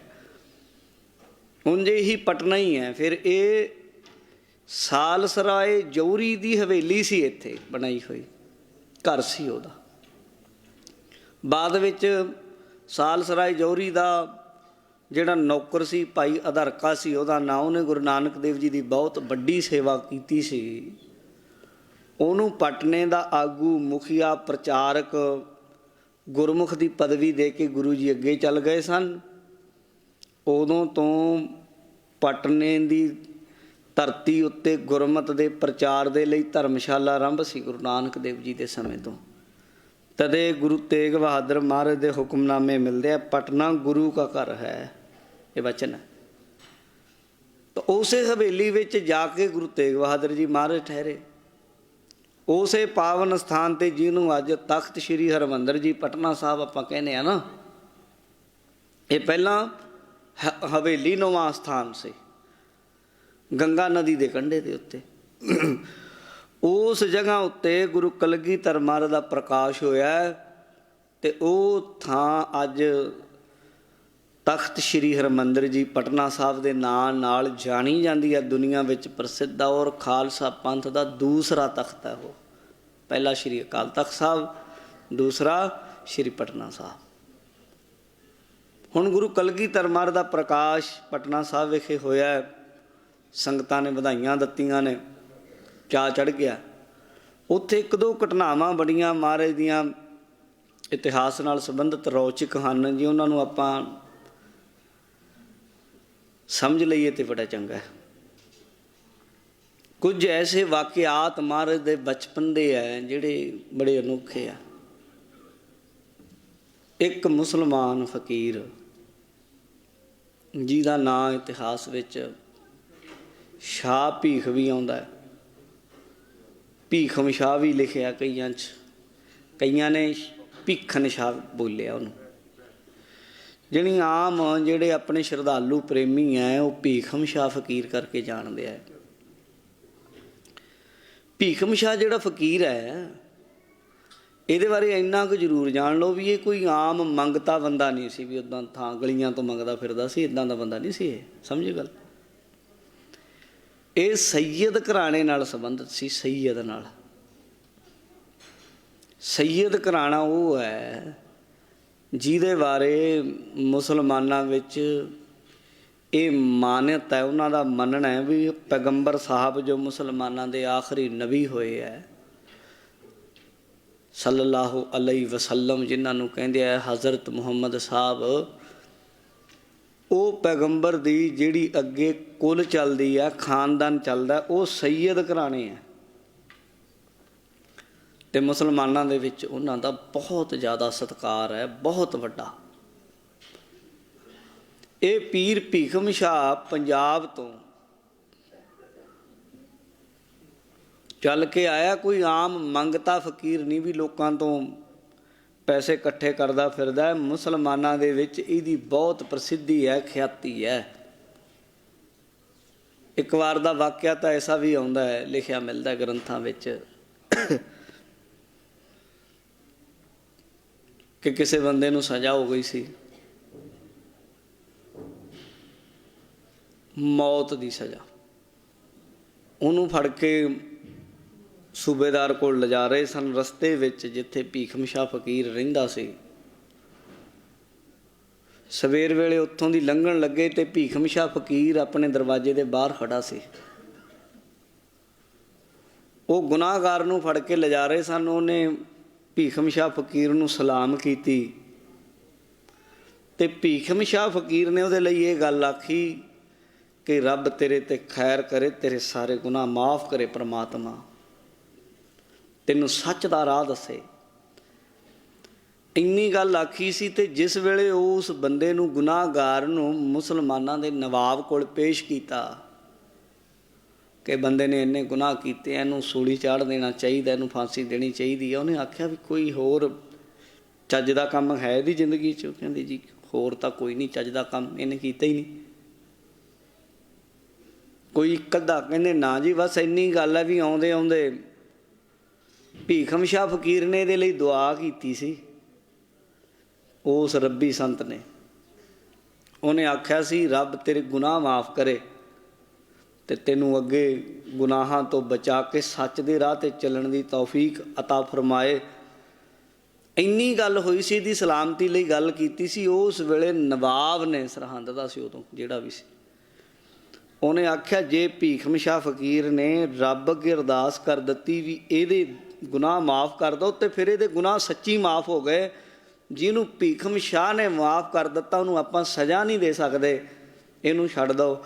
ਉਹ ਬੰਦੇ ਦੀ ਇੰਨੀ ਮਾਨਤਾ ਸੀ ਹਿੰਦ ਦੇ ਵਿੱਚ, ਵੱਡੇ ਵੱਡੇ ਨਵਾਬ ਸੂਬੇਦਾਰੇ ਮੰਨਦੇ ਸਨ ਕਿ ਐਡਾ ਵੱਡਾ ਰੱਬ ਦਾ ਪਹੁੰਚਿਆ ਫਕੀਰ ਹੈ। ਉਹ ਫਕੀਰ ਭੀਖਮ ਸ਼ਾਹ ਜਿਸ ਦਿਨ ਕਲਗੀਧਰ ਮਹਾਰਾਜ ਦਾ ਪਟਨੇ ਦੀ ਪਾਵਨ ਧਰਤੀ 'ਤੇ ਪ੍ਰਕਾਸ਼ ਹੁੰਦਾ ਹੈ, ਵਿਦਵਾਨ ਲਖਾਰੀ ਇਹ ਦੱਸਦੇ, ਲਿਖਦੇ ਆ कि उस दिन ਅੰਮ੍ਰਿਤ ਵੇਲੇ ਚੌਂਕੜੇ ਵਿੱਚ ਬੈਠਿਆਂ ਉਹਨੂੰ ਅਨੁਭਵ ਹੋਇਆ, ਪ੍ਰਕਾਸ਼ ਹੋਇਆ ਵੀ ਪਟਨੇ ਦੀ ਧਰਤੀ ਤੇ ਕਿਸੇ ਮਹਾਬਲੀ ਅਵਤਾਰ ਰੱਬ ਦੇ ਰੂਪ ਨੇ, ਉਸ ਇਲਾਹੀ ਨੂਰ ਨੇ ਸਰਗੁਣ ਰੂਪ 'ਚ ਆ ਕੇ ਜਨਮ ਲਿਆ। ਤੇ ਉਸ ਵੇਲੇ ਸਾਧ ਸੰਗਤ ਉਸ ਫਕੀਰ ਨੇ ਧਰਤੀ ਉੱਤੇ 3 ਵਾਰ ਮੱਥਾ ਟੇਕਿਆ, ਸਿਜਦਾ ਕੀਤਾ 3 ਵਾਰ। ਤੁਹਾਨੂੰ ਪਤਾ ਹੋਏਗਾ ਕਿ ਮੁਸਲਮਾਨ ਲੋਕ ਜਦੋਂ ਮੱਥਾ ਟੇਕਦੇ ਆ ਆਪਣੇ ਹਿੰਦੁਸਤਾਨ ਵਿੱਚੋਂ ਤੇ ਪੱਛਮ ਵੱਲ ਮੱਥਾ ਟੇਕਦੇ ਆ, ਜਿੱਧਰ ਸੂਰਜ ਛਿਪਦਾ, ਕਿਉਂਕਿ ਮੁਸਲਮਾਨਾਂ ਦਾ ਜੋ ਧਾਰਮਿਕ ਸਥਾਨ ਮੱਕਾ ਕਾਬਾ ਹੈ, ਮੱਕਾ ਸ਼ਹਿਰ ਦਾ ਨਾਮ ਹੈ, ਸਥਾਨ ਦਾ ਨਾਮ ਕਾਬਾ। ਉਹ ਕਾਬਾ ਹੈ ਜਿਹੜਾ, ਉਹ ਆਪਣੇ ਵੱਲੋਂ ਪੱਛਮ 'ਚ ਪੈਂਦਾ, ਸਾਊਦੀ ਅਰਬ ਵਿੱਚ। ਇਸ ਲਈ ਉੱਧਰ ਨੂੰ ਮੱਥਾ ਟੇਕਦੇ। ਪਰ ਕਲਗੀਧਰ ਮਹਾਰਾਜ ਦੇ ਪ੍ਰਗਟ ਹੋਣ ਲੱਗੇ, ਪਟਨਾ ਪੂਰਬ ਵਿੱਚ ਪੈਂਦਾ ਪੰਜਾਬੀਆਂ ਨੂੰ, ਪੰਜਾਬ ਵਾਲਿਆਂ ਨੂੰ। ਉਹਨੇ ਪੂਰਬ ਵੱਲ ਸਿਰ ਝੁਕਾਇਆ।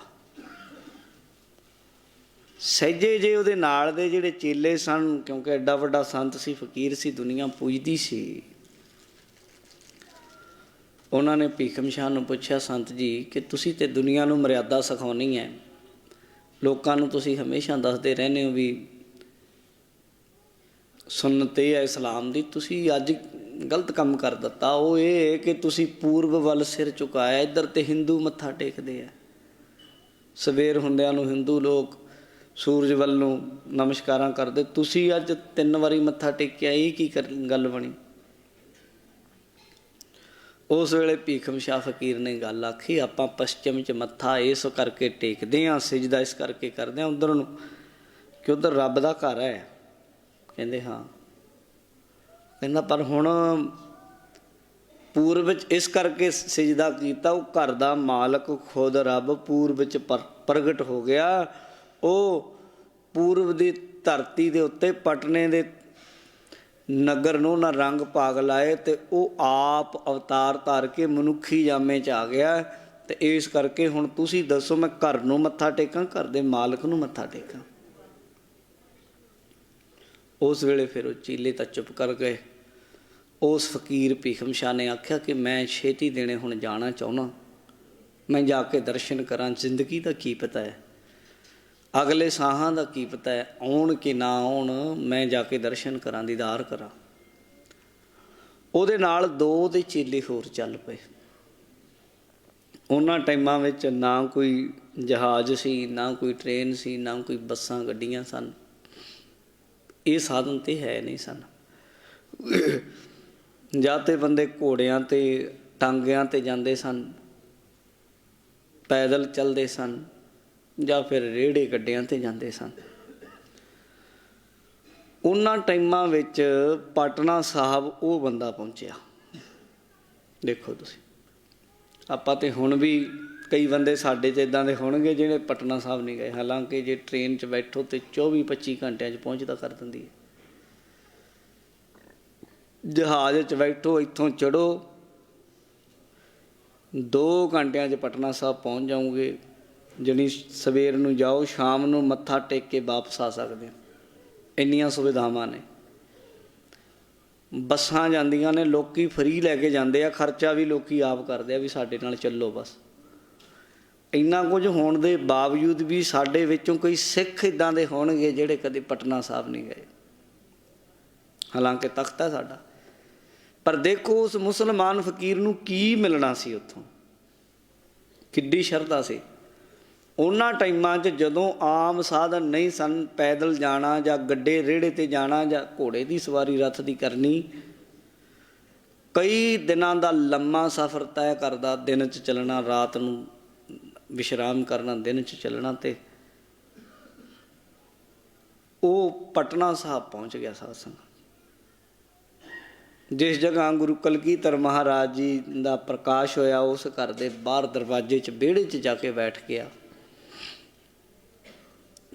ਸੰਗਤਾਂ ਨਮਸਕਾਰਾਂ ਕਰ ਰਹੀਆਂ ਨੇ। ਉਹਨੇ ਜਾ ਕੇ ਚੌਂਕੜਾ ਮਾਰ ਲਿਆ, एक थोड़ा जा मुसल्ला जा कपड़ा जा थल्ले विछा लिया, उहदे उत्ते बैठ गया ते हत्थ च माला फड़ लई ते माला फड़ के अपने रब नूं याद करदा, या खुदा या खुदा या खुदा, हाजा मिन फजली रब्बी, हाजा मिन फजली रब्बी, रब नूं याद करदा। उत्थे फिर मामा कृपाल चंद जी ने जदों सारी संगत इधर उधर हो गई, इस फकीर नूं पुछया, संत जी आप जी किवें आउणा होया दसो। इन्हां ने फिर अपनी जिहड़ी मनसा सी वो प्रगट की। कहंदे जी मैं तां जिहड़े साहिबजादे दा जन्म होया उहदे दर्शन करन आया, मैं पंजाब चों आया, कुड़ाम ठसके दा रहण वाला मैं।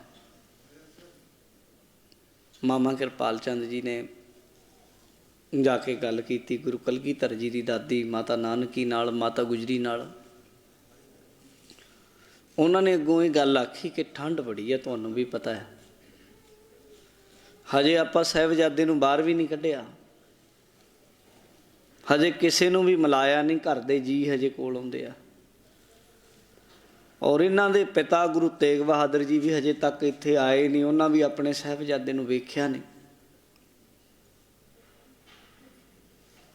ते इस लई आपां नूं नहीं चाहिदा कि साहिबजादे नूं किसी गैर धर्म दे बंदे नूं दिखाया जावे, क्योंकि औरंगजेब भी गुरु घर दा विरोधी होया है, पता नहीं किहड़ियां किहड़ियां चालां चलदा रहिंदा। बाकी हरेक बंदे दे शरीर दी एनर्जी हुंदी है, तापमान हुंदा है, बच्चा है, संभाल रखनी चाहिदी। इउं करो, माता जी ने आख्या इस फकीर नूं लंगर पानी प्रशादा पानी गुरु घरों दिओ, इहनूं कपड़ा लीड़ा दिओ, इहनूं जे पैसे टके दी लोड़ है धन भी दे दो, किवें ना किवें समझा के बुझा के इहनूं वापस मोड़ दिओ।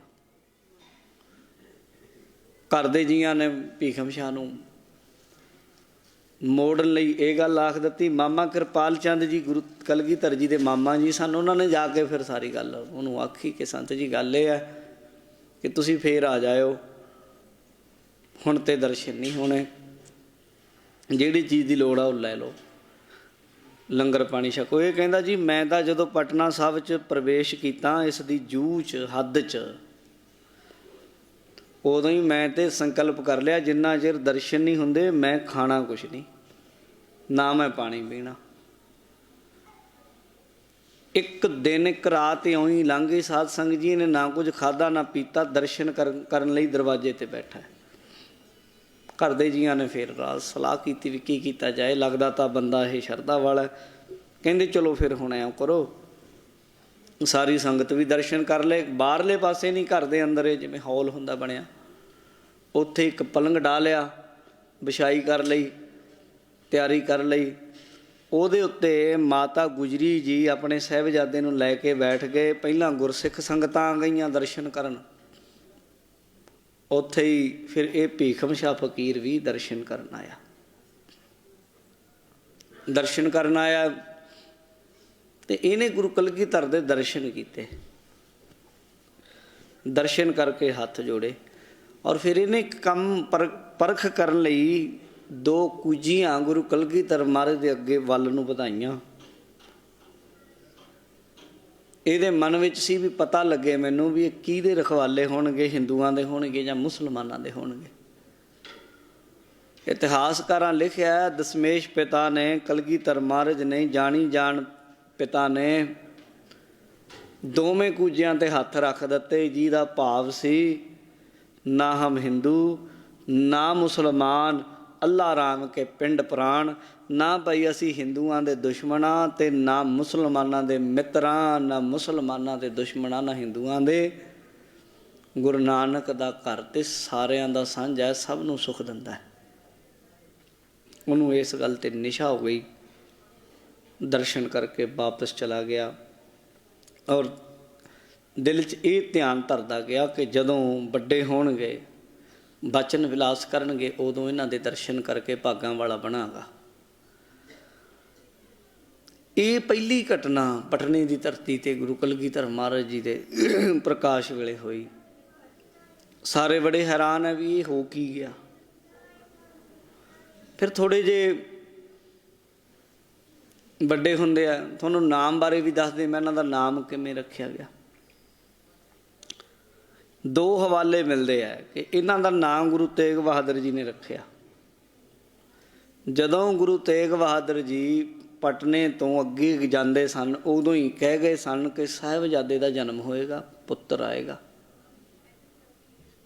ਕਿਉਂਕਿ ਗੁਰੂ ਹਰਗੋਬਿੰਦ ਸਾਹਿਬ ਕਹਿ ਗਏ ਸਨ ਮਾਤਾ ਨਾਨਕੀ ਨੂੰ, ਸਾਹਿਬਜ਼ਾਦੇ ਦਾ ਜਨਮ ਹੋਵੇਗਾ ਤੇ ਉਹਨਾਂ ਦਾ ਨਾਮ ਗੋਬਿੰਦ ਰੱਖਣਾ, ਗੋਬਿੰਦ ਰਾਏ। ਤੇ ਗੋਬਿੰਦ ਦੇ ਅਰਥ ਵੀ ਉਹਨਾਂ ਕੀਤੇ ਸਨ। ਗੋ ਦਾ ਅਰਥ ਹੈ ਧਰਤੀ, ਬਿੰਦ ਦਾ ਅਰਥ ਹੈ ਪ੍ਰਾਪਤ ਹੋਣਾ। ਉਹ ਨੂਰ ਜਿਸ ਨੂੰ ਰੱਬਿਲ ਕੁਲ ਆਲਮੀਨ ਕਹਿ ਦਿੰਦੇ, ਜਿਸ ਨੂੰ ਪ੍ਰਮਾਤਮਾ ਕਹਿ ਦਿੰਦੇ, ਉਹ ਪ੍ਰਮਾਤਮਾ ਧਰਤੀ ਦੇ ਲੋਕਾਂ ਦੇ ਵਿੱਚ ਆ ਕੇ ਪ੍ਰਾਪਤ ਹੋਵੇਗਾ, ਪ੍ਰਗਟ ਹੋਵੇਗਾ। ਧਰਤੀ ਦੀ ਬਿੰਦ ਕਹੀਏ, ਜਾਣਨ ਵਾਲਾ, ਉਹ ਗੋਬਿੰਦ ਹੈ। ਗੋਬਿੰਦ ਨਾਂ ਦੇ ਅਰਥ ਹੈ। ਤੇ ਜਿਸ ਦਿਨ ਗੁਰੂ ਕਲਗੀਧਰ ਜੀ ਦਾ ਪ੍ਰਕਾਸ਼ ਹੋਇਆ ਨਾ, ਉਸੇ ਦਿਨ ਸੰਗਤ ਜੀ, ਅਗਲਾ ਦਿਨ ਹੀ ਚੜ੍ਹਿਆ, ਮਾਤਾ ਨਾਨਕੀ ਜੀ ਨੇ ਇੱਕ ਚਿੱਠੀ ਲਿਖਵਾ ਕੇ ਗੁਰੂ ਤੇਗ ਬਹਾਦਰ ਸਾਹਿਬ ਵੱਲ ਨੂੰ ਅਸਾਮ 'ਚ ਭੇਜੀ। ਅਸਾਮ 'ਚ ਭੇਜੀ ਔਰ ਉਸ ਚਿੱਠੀ ਉੱਤੇ ਸਾਰੀ ਵਿਥਿਆ ਲਿਖੀ ਕਿ ਵਾਹਿਗੁਰੂ ਨੇ, ਗੁਰੂ ਨਾਨਕ ਨੇ ਮਿਹਰ ਕੀਤੀ, ਤੁਹਾਡੇ ਘਰ ਸਾਹਿਬਜ਼ਾਦੇ ਦਾ ਜਨਮ ਹੋਇਆ। ਗੁਰੂ ਤੇਗ ਬਹਾਦਰ ਜੀ ਨੇ ਫਿਰ ਚਿੱਠੀ ਦਾ ਜਵਾਬ ਭੇਜਿਆ ਸੀ ਔਰ ਉਹ ਚਿੱਠੀ ਵਿੱਚ ਵੀ ਲਿਖਿਆ ਸੀ ਕਿ ਬਾਲਕ ਦੀ ਪਰਵਰਿਸ਼ ਹਰ ਚੰਗੇ ਤਰੀਕੇ ਕਰਨੀ ਹੈ, ਪਿਆਰ ਸਤਿਕਾਰ ਨਾਲ ਕਰਨੀ ਹੈ। ਇਹ ਗੋਬਿੰਦ ਰੂਪ ਹੈ। ਇਹਨਾਂ ਦਾ ਨਾਮ ਵੀ ਗੋਬਿੰਦ ਰਾਏ ਰੱਖਿਆ ਜਾਏਗਾ, ਪ੍ਰਭੂ ਵੱਲੋਂ ਹੁਕਮ ਹੈ। ਤੇ ਅਸੀਂ ਜਿੰਨੀ ਜਲਦੀ ਹੋ ਸਕੇਗਾ ਅਸੀਂ ਆਵਾਂਗੇ। ਉਸ ਰਾਤ, ਜਿਸ ਰਾਤ ਗੁਰੂ ਕਲਗੀਧਰ ਜੀ ਦਾ ਪ੍ਰਕਾਸ਼ ਹੁੰਦਾ ਪਟਨਾ ਸਾਹਿਬ ਵਿਖੇ, ਇਤਿਹਾਸ ਕਹਿੰਦਾ ਹੈ ਕਿ ਗੁਰੂ ਤੇਗ ਬਹਾਦਰ ਜੀ ਜਦੋਂ ਰਸਤੇ 'ਚ ਅਸਾਮ ਦੇ ਰਾਹ 'ਚ ਸਨ, ਉਸ ਰਾਤ ਗੁਰੂ ਤੇਗ ਬਹਾਦਰ ਜੀ ਚੌਂਕੜਾ ਮਾਰ ਕੇ ਬੈਠੇ ਰਹੇ। ਸਾਰੀ ਰਾਤ ਆਪ ਜੀ ਸੁੱਤੇ ਨਹੀਂ, ਲੇਟੇ ਨਹੀਂ, ਆਪਣੇ ਆਸਣ ਦੇ ਨਾਲ ਪਿੱਠ ਲਾਈ ਨਹੀਂ। ਸਿੱਖਾਂ ਨੇ ਪੁੱਛਿਆ, ਮਹਾਰਾਜ ਅੱਜ ਗੱਲ ਕੀ ਹੈ, ਅੱਜ ਆਪ ਜੀ ਲੇਟ ਨਹੀਂ ਰਹੇ? ਮਹਾਰਾਜ ਕਹਿੰਦੇ, ਅਸੀਂ ਉਸ ਵੱਡੀ ਹਸਤੀ ਨੇ ਜਿਹਨੇ ਦੁਨੀਆ ਦਾ ਭਾਰ ਕੱਟਣਾ ਹੈ, ਜਿਹਨੇ ਜ਼ੁਲਮ ਰਾਜ ਦੀ ਜੜ ਪੱਟਣੀ ਹੈ, ਉਹਦੇ ਅਸੀਂ ਸਵਾਗਤ ਵਿੱਚ ਬੈਠੇ ਹਾਂ, ਅੱਜ ਉਹਨੇ ਪ੍ਰਗਟ ਹੋਣਾ। ਇਤਿਹਾਸਕਾਰ ਕਹਿੰਦੇ ਜਿਸ ਦਿਨ ਗੁਰੂ ਕਲਗੀਧਰ ਜੀ ਪਟਨੇ ਦੀ ਧਰਤੀ 'ਤੇ ਉਹਨਾਂ ਦੀ ਆਮਦ ਹੋਈ, ਉਸ ਰਾਤ ਗੁਰੂ ਤੇਗ ਬਹਾਦਰ ਜੀ ਸਾਰੀ ਰਾਤ ਜਾਗ ਤੇ ਬੈਠੇ ਰਹੇ। ਜਿਸ ਵੇਲੇ ਅੰਮ੍ਰਿਤ ਵੇਲੇ ਉਹਨਾਂ ਦੀ ਆਮਦ ਹੋਈ, ਉਦੋਂ ਉਹਨਾਂ ਨੇ ਹੱਥ ਜੋੜ ਕੇ ਨਮਸਕਾਰ ਕੀਤੀ, ਵਾਹਿਗੁਰੂ ਦੇ ਚਰਨਾਂ ਸ਼ੁਕਰਾਨਾ ਕੀਤਾ, ਹੈ ਵਾਹਿਗੁਰੂ ਤੂੰ ਆਪਣੀ ਗੱਦੀ ਦਾ ਮਾਲਕ ਭੇਜ ਦਿੱਤਾ। ਇਹ ਵੀ ਇੱਕ ਘਟਨਾ ਹੈ ਪਟਨੇ ਦੀ ਧਰਤੀ 'ਤੇ। ਗੁਰੂ ਤੇਗ ਬਹਾਦਰ ਜੀ ਨੇ ਵਿਸ਼ੇਸ਼ ਕਰਕੇ ਤਾਕੀਦ ਕੀਤੀ ਸੀ ਕਿ ਸਾਹਿਬਜ਼ਾਦੇ ਨੂੰ ਝਿੜਕਣਾ ਨਹੀਂ, ਇਹਨਾਂ ਦੀ ਕਿਸੇ ਗੱਲ ਨੂੰ ਮਨਾ ਨਹੀਂ ਕਰਨਾ। ਗੁਰੂ ਤੇਗ ਬਹਾਦਰ ਜੀ ਨੇ ਆਖਿਆ, ਇਹ ਜੋ ਕੁਝ ਵੀ ਕਰਦੇ ਆ ਉਹ ਰੱਬੀ ਹੁਕਮ ਵਿੱਚ ਕਰਦੇ ਆ, ਪ੍ਰਭੂ ਦਾ ਹੁਕਮ ਮੰਨ ਕੇ ਇਹਨਾਂ ਦੀ ਗੱਲ ਨੂੰ ਮੰਨਣਾ ਹੈ, ਕਦੇ ਵੀ ਇਹਨਾਂ ਨੂੰ ਕੁਝ ਕਹਿਣਾ, ਡਾਂਟਣਾ ਨਹੀਂ। ਔਰ ਫਿਰ ਇਸੇ ਤਰੀਕੇ ਉਹਨਾਂ ਦੀ ਪਰਵਰਿਸ਼ ਹੋਈ। ਮਾਮਾ ਕਿਰਪਾਲ ਚੰਦ ਜੀ ਬਹੁਤ ਪਿਆਰ ਕਰਦੇ ਆ, ਪਹਿਲਾਂ ਘਰ ਦੇ ਜੀ ਸੰਭਾਲਦੇ ਆ, ਸੋਹਣੇ ਸੋਹਣੇ ਕੱਪੜੇ ਪਾਉਂਦੇ ਆ, ਮਾਂ ਗੁਜਰੀ ਲਾਡ ਲਡਾਉਂਦੀ ਹੈ। ਘਰ ਦੇ ਵਿੱਚ ਦੋਵੇਂ ਟਾਈਮ ਕੀਰਤਨ ਹੁੰਦਾ ਹੈ। ਮਾਤਾ ਗੁਜਰੀ ਜੀ ਅੰਮ੍ਰਿਤ ਵੇਲੇ ਆਪ ਉੱਠਦੇ ਆ, ਉੱਠ ਕੇ ਬਾਣੀ ਪੜ੍ਹਦੇ ਆ, ਨਿਤਨੇਮ ਕਰਦੇ ਆ ਅਤੇ ਆਪਣੇ ਸਾਹਿਬਜ਼ਾਦੇ ਨੂੰ ਗੋਦੀ 'ਚ ਲੈ ਕੇ ਬਾਣੀ ਸੁਣਾਉਂਦੇ ਆ। ਸ਼ਾਮਾਂ ਦੇ ਟਾਈਮ ਫਿਰ ਦੀਵਾਨ ਸਜਦਾ, ਰਹਿਰਾਸ ਸਾਹਿਬ ਦਾ ਪਾਠ ਹੁੰਦਾ। ਮਾਂ ਆਪਣੇ ਲਾਲ ਨੂੰ ਪਾਲਦੀ ਹੈ, ਦੁੱਧ, ਘੀ, ਮੱਖਣ, ਚੂਰੀ, ਰੋਟੀ, ਕਿਸੇ ਚੀਜ਼ ਦੀ ਕਮੀ ਨਹੀਂ। ਮਾਵਾਂ ਤਾਂ ਇੱਦਾਂ ਹੀ ਪਾਲਦੀਆਂ ਨੇ ਨਾ। ਹੌਲੀ ਹੌਲੀ ਫਿਰ ਕਲਗੀਧਰ ਮਹਾਰਾਜ ਜੀ ਦਾ ਸਰੀਰ ਵੱਧਦਾ, ਫਿਰ ਮਾਂ ਪਾਲ ਰਹੀ ਹੈ। ਫਿਰ ਉਹ ਵੀ ਦਿਨ ਆਇਆ ਜਦੋਂ ਤੋਤਲੇ ਤੋਤਲੇ ਮਿੱਠੇ ਮਿੱਠੇ ਬੋਲ ਬੋਲਣ ਲੱਗ ਪਏ। ਮਿੱਠੇ ਮਿੱਠੇ ਬੋਲ ਬੋਲਦੇ ਆ, ਸਭ ਨੂੰ ਸੋਹਣੇ ਲੱਗਦੇ ਆ। ਆਂਢ ਗੁਆਂਢ ਦੇ ਲੋਕੀ ਜਾਣ ਬੁੱਝ ਕੇ ਆਵਾਜ਼ਾਂ ਮਾਰ ਮਾਰ ਬੁਲਾਉਂਦੇ ਆ। ਉਹ ਲੋਕ ਥੋੜ੍ਹੇ ਜਿਹੇ ਬਿਹਾਰ ਦੇ ਲੋਕਾਂ ਦੀ ਭਾਸ਼ਾ ਐਸੀ ਹੈ, ਉਹ ਗੁਰੂ ਕਲਗੀਧਰ ਮਹਾਰਾਜ ਨੂੰ आले दाले दियां गवांढਣਾ माइयां गोबिंद रे इदां बुलाया करदियां, गोबिंद रे बोल, गोबिंद रे क्या कहता है, इदां उन्हें फिर मिठे मिठे बोल बोलने, बड़ा सोहना लगना। फिर ऐसा भी आया कि जो उन्होंने मूँहों वचन कर देना वो पूरा हो जाना, जो भी उन्होंने वचन कर देना पूरा हो जाना। लागे नेड़े बिल्कुल गंगा नदी पटना साहब तख्त साहब के नेड़े ही है, जिथे अजकल गुरुद्वारा कंगण घाट है उसके नेड़े ही। वो नदी के नेड़े खेडण जाना। एक दिन मामा कृपाल चंद जी नाल नदी च चले गए घूमण, घूमण चले गए किश्ती के उत्ते। ऐसी हैरानी की गल हुई, महाराज साहब सच्चे पातशाह किश्ती घूम के आए, वापस आए। एक शाहूकार बिरध माई अपनी नूह नूं लैके आई, हथ जोड़ के कहन लगी जी, माता गुजरी जी नूं बेनती की, माता जी अपने लाल नूं कहो भी बचन कर देण, साडी नूह दे घर कोई बच्चा नहीं है, तुसीं ये बचन कर देण, पूरा हो जाता है। माता गुजरी जी ने हाथ जोड़ के आख्या, तुहाडी संगत है आई है, तुसीं बचन करो इन्हां दे घर साहिबजादा होवे, बच्चा होवे। हस के कहंदे, जे इन्हां दे बच्चा हो गया की देणगे सानूं? बचपन सी ना, ये बाल कौतक ने साध संगत। ओ कहंदे महाराज सब कुछ तुहाडा ही है। कहंदे चंगा, जे तुहाडी सानूं एक किश्ती दे दोगे तो हो जाएगा। वो बड़ा तकड़ा सेठ से, हाथ जोड़ के कहता, महाराज नवीं किश्ती आ तुहाडी होई, किरपा करो। कहंदे फिर इन्हां दे साहिबजादा बच्चा भी होएगा। फिर उन्हां दे अगे बच्चे ने जन्म लिया। इउं फिर अपनी किश्ती विच छोटे छोटे बच्चिआं नूं नाल लिजा के खेडना। ऐसे कौतक सन। एक दिन बच्चिआं नाल खेडदे खेडदे बिल्कुल उत्थे दी एक इलाके का एक छोटा जिहा राजा सी, फतेह शाह उहदा नां सी।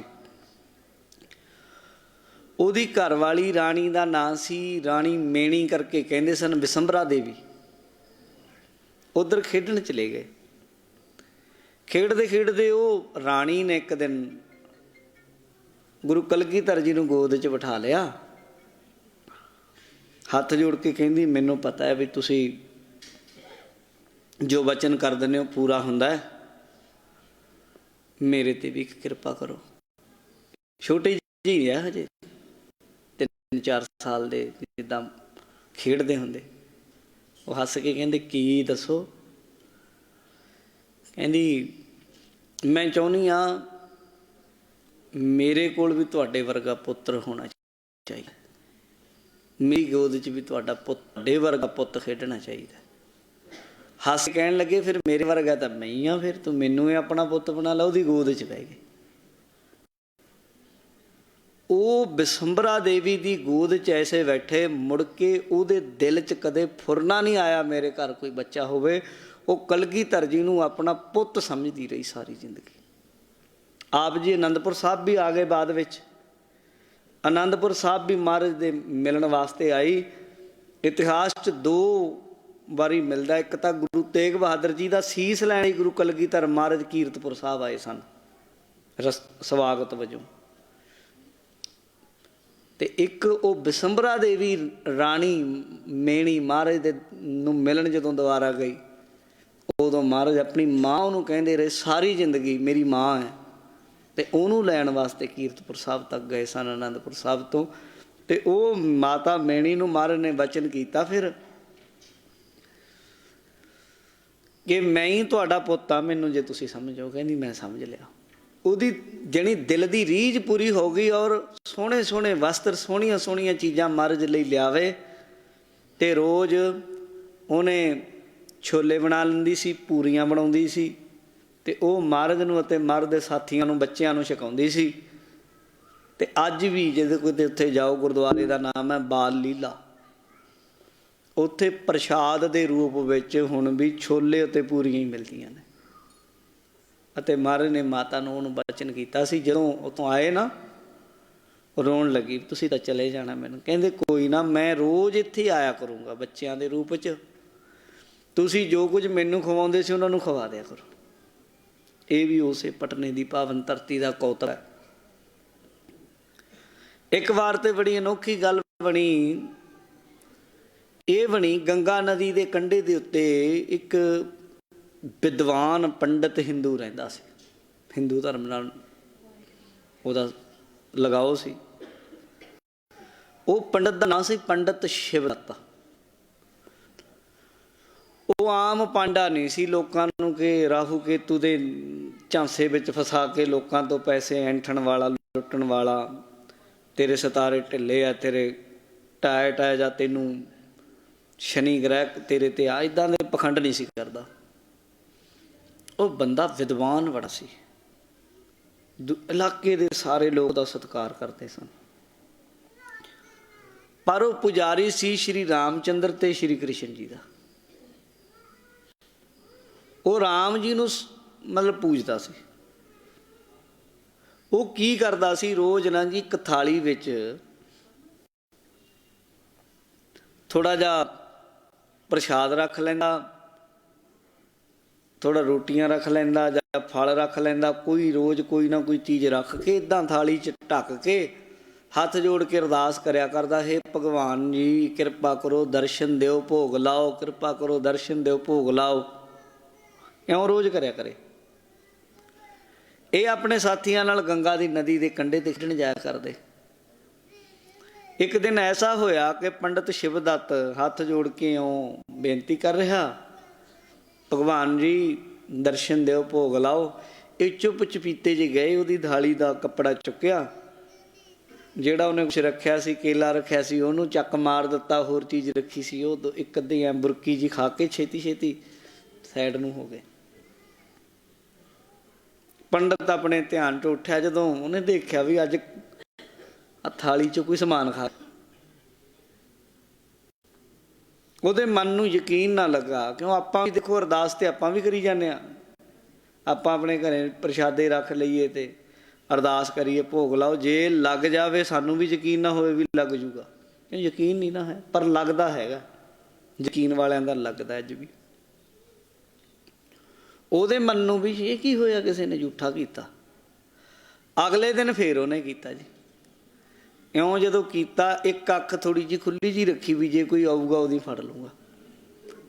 ਅਗਲਾ ਦਿਨ ਆਇਆ, ਜਦੋਂ ਉਹਨੇ ਉਵੇਂ ਭਗਵਾਨ ਜੀ ਦਰਸ਼ਨ ਦਿਓ, ਭੋਗ ਲਾਓ ਇੱਦਾਂ ਆਖਿਆ ਨਾ, ਤੇ ਕਲਗੀਧਰ ਮਹਾਰਾਜ ਆਏ, ਛੋਟੇ ਜੀ ਸਨ, 3-4 ਸਾਲ ਦੇ। ਖੇਡਦੇ ਖੇਡਦੇ ਤੇ ਉਹ ਬੁਰਕੀ ਤੋੜੀ, ਖਾਣ ਲੱਗੇ ਤੇ ਹੱਥ ਫੜ ਲਿਆ। ਕਹਿੰਦਾ ਮੈਨੂੰ ਪਤਾ ਲੱਗ ਗਿਆ ਵੀ ਤੁਸੀਂ ਸ਼ਰਾਰਤ ਕਰਦੇ ਹੋ। ਬਾਂਹ ਫੜ ਕੇ ਮਾਤਾ ਗੁਜਰੀ ਕੋਲ ਲਿਆਇਆ ਸ਼ਿਵਦੱਤ ਪੰਡਤ। ਬਾਂਹ ਫੜ ਕੇ ਮਾਤਾ ਗੁਜਰੀ ਜੀ ਕੋਲ ਆਇਆ ਤੇ ਹੱਥ ਜੋੜ ਕੇ ਬੇਨਤੀ ਕਰਨ ਲੱਗਾ, ਮਾਤਾ ਜੀ ਤੁਹਾਡੇ ਸਾਹਿਬਜ਼ਾਦੇ ਬਹੁਤ ਸ਼ਰਾਰਤ ਕਰਨ ਲੱਗ ਗਏ, ਇੰਨੀ ਸ਼ਰਾਰਤ ਕੀਤੀ ਇਹਨਾਂ ਨੇ, ਅੱਜ ਮੈਂ ਬੇਨਤੀ ਕਰਦਾ ਸੀ, ਭੋਗ ਲਵਾਉਂਦਾ ਸੀ, ਇਹਨਾਂ ਭੋਗ ਹੀ ਝੂਠਾ ਕਰਤਾ, ਮੈਂ ਸ਼ਿਕਾਇਤ ਲੈ ਕੇ ਆਇਆ। ਮਾਤਾ ਗੁਜਰੀ ਜੀ ਨੇ ਆਪਣੇ ਸਾਹਿਬਜ਼ਾਦੇ ਵੱਲ ਵੇਖਿਆ ਔਰ ਮਾਤਾ ਨੇ ਥੋੜ੍ਹਾ ਜਿਹਾ ਲਾਡ ਨਾਲ ਆਖਿਆ, ਲਾਲ ਜੀ ਇਹ ਗਲਤ ਕੀਤਾ, ਤੁਸੀਂ ਸ਼ਰਾਰਤ ਕੀਤੀ ਹੈ। ਅੱਗੋਂ ਕਲਗੀਧਰ ਜੀ ਨੇ ਜਿਹੜੇ ਵਚਨ ਆਖੇ ਬੜੇ ਸਾਧ ਸੰਗਤ ਜੀ ਰਹੱਸਮਈ ਆ, ਸਮਝਣ ਵਾਲੇ ਆ। ਕਹਿੰਦੇ ਮਾਤਾ ਜੀ ਮੈਂ ਕੋਈ ਗਲਤੀ ਨਹੀਂ ਕੀਤੀ। ਕਹਿੰਦੇ ਹੋਰ ਕੀ? ਪੰਡਤ ਕਹਿੰਦਾ ਜੀ ਗਲਤੀ ਨਹੀਂ ਤੇ ਹੋਰ ਕੀ? ਕਹਿੰਦਾ ਮੈਂ ਕੀ ਕੀਤਾ ਮਹਾਰਾਜ? ਕਹਿੰਦੇ ਮੈਂ ਜੀ ਉੱਥੇ ਲੰਗਰ ਰੱਖਿਆ ਸੀ ਤੇ ਹੱਥ ਜੋੜ ਕੇ ਬੇਨਤੀ ਕਰਦਾ ਸੀ, ਭਗਵਾਨ ਜੀ ਭੋਗ ਲਾਓ। ਕਹਿੰਦੇ ਫਿਰ ਮਾਤਾ ਜੀ ਇਹ ਪੰਡਤ ਬੜਾ ਦੁਬਦਾ ਵਾਲਾ ਬੰਦਾ ਹੈ, ਇਹ ਦੋਗਲਾ ਬੰਦਾ ਹੈ।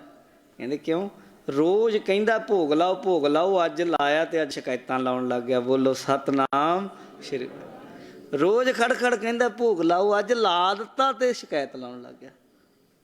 ਫਿਰ ਉਹਦੇ ਅੰਦਰ ਪੰਡਤ ਦੇ ਜਿਵੇਂ ਹਲਚਲ ਮਚ ਗਈ ਜਦੋਂ ਉਹਦੀਆਂ ਅੰਦਰ ਦੀਆਂ ਦੱਸਤੀਆਂ।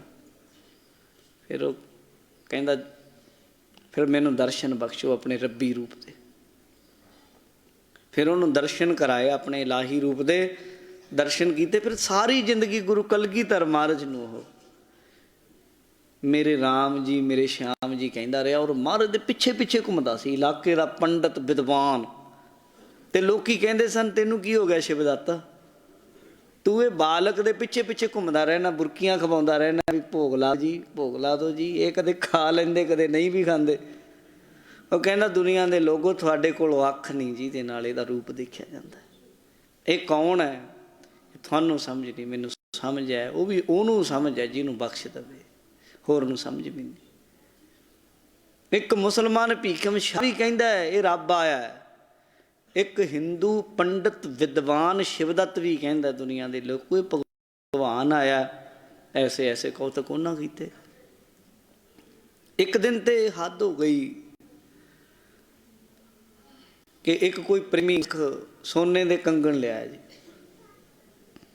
ਮਾਮਾ ਨੂੰ ਚਾਹ ਹੁੰਦਾ, ਕੰਗਣ ਮਾਰੇ ਤੇ ਪਾ ਦਿੱਤੇ। ਖੇਡਣ ਲੱਗ ਪਏ ਨਿਆਣਿਆਂ ਨਾਲ, ਬੱਚਿਆਂ ਨਾਲ, ਛੋਟੇ ਛੋਟਿਆਂ ਨਾਲ। ਖੇਡਦੇ ਖੇਡਦੇ ਜਦੋਂ ਵਾਪਸ ਆਏ ਨਾ ਦੁਪਹਿਰਾਂ ਨੂੰ, ਹੱਥ ਦੇ ਵਿੱਚ ਇੱਕ ਕੰਗਣ ਨਾ ਜੀ। ਗੰਗਾ ਨਦੀ ਖੇਡਣ ਗਏ ਤਾਂ ਹੱਥ ਵਿੱਚ ਜਦੋਂ ਕੰਗਣ ਨਾ, ਮਾਤਾ ਨੇ ਕਿਉਂਕਿ ਪ੍ਰਸ਼ਾਦਾ ਜੋ ਛਕਾਣਾ ਸੀ, ਹੱਥ ਹੁੱਥ ਧਵਾਏ, ਪਾਣੀ ਕੋਸੇ ਦੇ ਨਾਲ ਜਦੋਂ ਹੱਥ ਏਦਾਂ ਕੱਪੜੇ ਨਾਲ ਸਾਫ਼ ਕੀਤਾ ਨਾ ਮੂੰਹ ਮਾਂ, ਉਦੋਂ ਮਾਤਾ ਦਾ ਧਿਆਨ ਗਿਆ। ਕਹਿੰਦੀ ਕੰਗਣ ਕਿੱਥੇ ਹੈ? ਪਹਿਲਾਂ ਤਾਂ ਧਿਆਨ ਇਹਨਾਂ ਦਿੱਤਾ, ਉਹਨਾਂ ਨੇ ਤਵੱਜੋ ਹੀ ਨਾ ਦਿੱਤੀ। ਫਿਰ ਮਾਤਾ ਨੇ ਆਖਿਆ ਗੋਬਿੰਦ। ਗੋਬਿੰਦ ਕਹਿੰਦੀ ਸੀ ਮੇਰੇ ਲਾਲ ਜੀ, ਮੇਰੇ ਗੋਬਿੰਦ ਜੀ, ਗੋਬਿੰਦ ਰਾਏ। ਬੜੇ ਪਿਆਰੇ ਪਿਆਰੇ ਨਾਮ ਆ ਲੈਂਦੀ ਸੀ ਮਾਤਾ ਗੁਜਰੀ। ਫਿਰ ਮਾਤਾ ਨੇ ਆਖਿਆ ਕੰਗਣ ਕਿੱਥੇ ਆ, ਤੂੰ ਦੱਸਦਾ ਨਹੀਂ, ਬੋਲਦਾ ਨਹੀਂ। ਉਹ ਕਹਿੰਦੇ ਉਹ ਤਾਂ ਉੱਥੇ ਗੰਗਾ ਚ ਖੇਡਦੇ ਸੀ, ਉੱਥੇ ਆ। ਚੱਲ ਫਿਰ ਨਾਲ। ਮਾਤਾ ਨੇ ਨਾਲ 2-3 ਸਿੱਖ ਲੈ ਲਏ, ਸੇਵਾਦਾਰ ਲੈ ਲਏ ਵੀ ਕਿਤੇ ਡਿੱਗਿਆ ਹੋਏਗਾ। ਗੰਗਾ ਕੰਢੇ ਚਲ ਗਈ। ਕਹਿੰਦੀ ਕਿੱਥੇ ਕੁ ਹੈ? ਸਾਧ ਸੰਗਤ ਹੈਰਾਨੀ ਇਹ ਹੈ, ਉਹਨੇ ਦੱਸ ਦਿੱਤਾ ਮਾਂ ਨੂੰ, ਮਾਂ ਮੈਂ ਇਹਨਾਂ ਕੰਗਣਾ ਸੋਨਿਆਂ ਸੁਨਿਆਂ 'ਚ ਨਹੀਂ ਮੈਂ ਪੈਣ ਲੱਗਾ।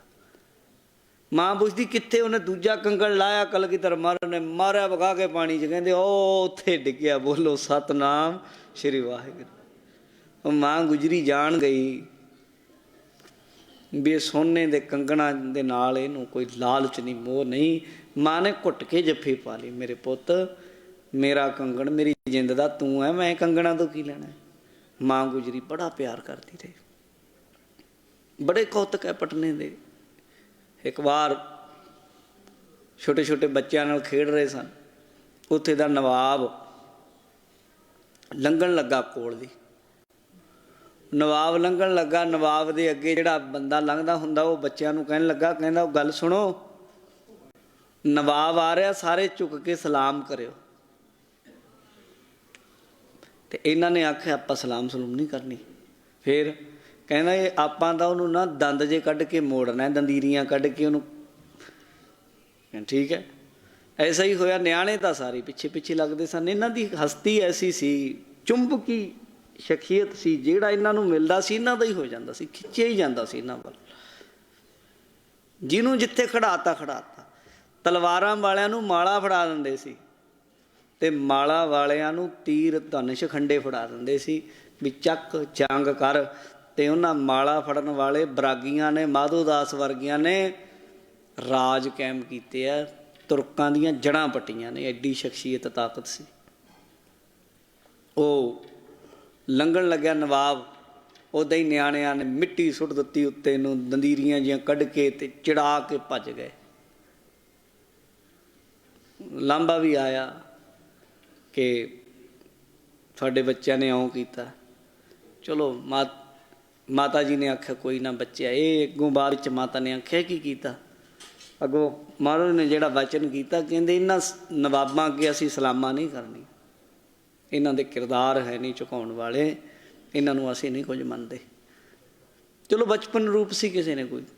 ਐਸੇ ਵੀ ਕੌਤਕ ਹੋਏ ਉੱਥੇ ਪਟਨੇ ਦੀ ਧਰਤੀ ਦਾ। ਇੱਕ ਬੜਾ ਗੰਮੀ ਪਿਆਰਾ ਕੌਤਕ ਹੈ। ਉੱਥੇ ਮਹਾਰਾਜ ਦਾ ਜਿਹੜਾ ਘਰ ਸੀ, ਉੱਥੇ ਇੱਕ ਖੂਹ ਸੀ, ਹੁਣ ਵੀ ਹੈ ਖੂਹ। ਤੁਸੀਂ ਜਦੋਂ ਕਦੇ ਕੋਈ ਗਿਆ ਹੋਵੇ ਨਾ ਪਟਨਾ ਸਾਹਿਬ, ਜਿਹੜਾ ਤਖਤ ਸਾਹਿਬ ਮੇਨ ਸਥਾਨ ਹੈ ਜਿੱਥੇ ਨਮਸਕਾਰ ਕਰੀਦੀ ਹੈ, ਉਦੋਂ ਜਦੋਂ ਮੱਥਾ ਟੇਕ ਕੇ ਆਪਾਂ ਸੱਜੇ ਹੱਥੋਂ ਘੁੰਮਦੇ ਹਾਂ, ਪਰਿਕਰਮਾ ਕਰਦੇ ਹਾਂ ਖੱਬੇ ਹੱਥੋਂ, ਪ੍ਰਕਰਮਾ ਕਰਨ ਲੱਗਿਆ ਉਹ ਪ੍ਰਕਰਮਾਂ ਦੇ ਵਿੱਚ ਖੂਹ ਹੈ ਮਾਤਾ ਗੁਜਰੀ, ਉਹਦਾ ਖੂਹ ਦਾ ਨਾਮ ਹੈ ਖੂਹ ਮਾਤਾ ਗੁਜਰੀ ਜੀ ਦਾ। ਤੁਸੀਂ ਤੇ ਉੱਤੋਂ ਉੱਤੋਂ ਵੇਖਿਆ ਹੋਣਾ ਉਹ, ਮੈਂ ਤੇ ਉਹਦੇ ਥੱਲੇ ਭੂਰਾ, ਥੱਲੇ ਤਖ਼ਤ ਸਾਹਿਬ ਦੇ ਨਾਲੇ ਬਿਲਕੁਲ ਪੌੜੀਆਂ ਜਾਂਦੀਆਂ ਨੇ, ਉਹ ਭੂਰੇ ਦੇ ਵਿੱਚ ਥੱਲੇ ਖੂਹ ਹੈ। ਤੁਸੀਂ ਤਾਂ ਉੱਤੋਂ ਬਿਲਡਿੰਗ ਦੇਖ ਕੇ ਦਰਸ਼ਨ ਕਰਕੇ ਆ ਜਾਂਦੇ ਹੋ। ਬਿਲਡਿੰਗ ਵੀ ਮਹਾਰਾਜਾ ਰਣਜੀਤ ਸਿੰਘ ਸਾਹਿਬ ਨੇ ਬਣਵਾਈ ਸੀ, ਪਹਿਲਾਂ ਪੁਰਾਣੀ ਨੂੰ ਬਿਜਲੀ ਨਾਲ ਨੁਕਸਾਨ ਹੋ ਗਿਆ ਸੀ ਪੁਰਾਣਾ।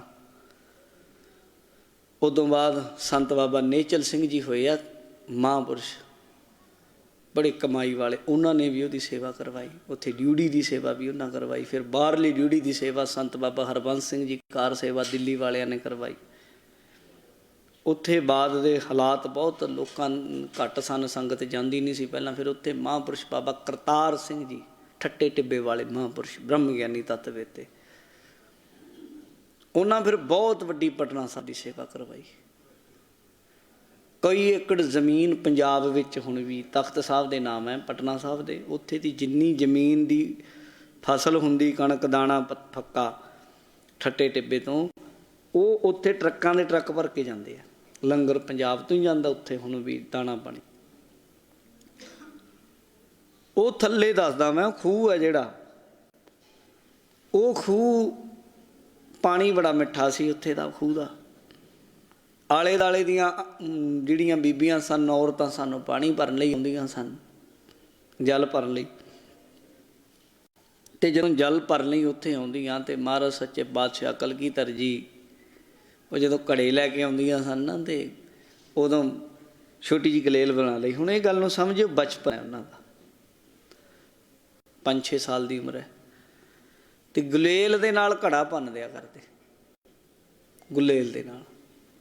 ਉਹ ਔਰਤਾਂ ਜਿਹੜੀਆਂ ਸਨ ਉਹਨਾਂ ਨੇ ਮਾਤਾ ਗੁਜਰੀ ਜੀ ਨੂੰ ਆਖਿਆ, ਮਾਤਾ ਜੀ ਤੁਹਾਡੇ ਸਾਹਿਬਜ਼ਾਦੇ ਨਿਸ਼ਾਨੇ ਲਾਉਂਦੇ ਆ ਅਤੇ ਘੜਾ ਭੰਨ ਦਿੰਦੇ ਆ। ਮਾਤਾ ਜੀ ਨੇ ਦੇਖੋ ਸਾਹਿਬਜ਼ਾਦੇ ਕਲਗੀਧਰ ਮਹਾਰਾਜ ਸੱਚੇ ਪਾਤਸ਼ਾਹ ਦੀ ਕੋਈ ਝਿੜਕਿਆ ਨਹੀਂ, ਉਹਨਾਂ ਨੂੰ ਟੋਕਣੀਆਂ ਲੈ ਕੇ ਦੇ ਦਿੱਤੀਆਂ। ਮਾਤਾ ਨੇ ਟੋਕਣੀਆਂ ਲੈ ਕੇ ਦੇ ਦਿੱਤੀਆਂ, ਪਰ ਇਹ ਗੱਲ ਆਖੀ, ਬੀਬੀਓ, ਧੀਓ, ਬੱਚੀਓ, ਮੇਰੇ ਪੁੱਤ ਨੂੰ ਬਦ ਦੁਆ ਨਾ ਦਿਓ, ਕਦੇ ਮਾੜਾ ਨਾ ਬੋਲਿਓ।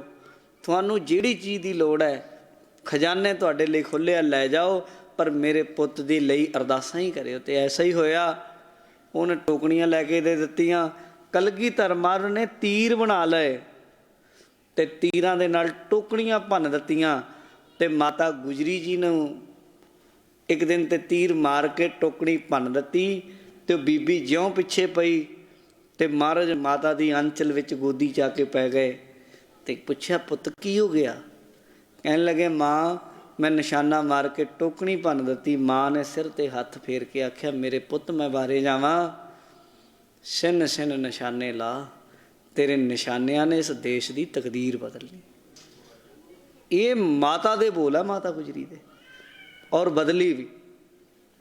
ਉਸੇ ਨਦੀ, ਇਹ ਜਿਹੜੀ ਗੰਗਾ ਨਦੀ ਹੈ ਨਾ, ਤੁਸੀਂ ਇਹਦੇ ਇਤਿਹਾਸ ਨੂੰ ਸ਼ਾਇਦ ਬਹੁਤਾ ਨਾ ਜਾਣਦੇ ਹੋਵੋ।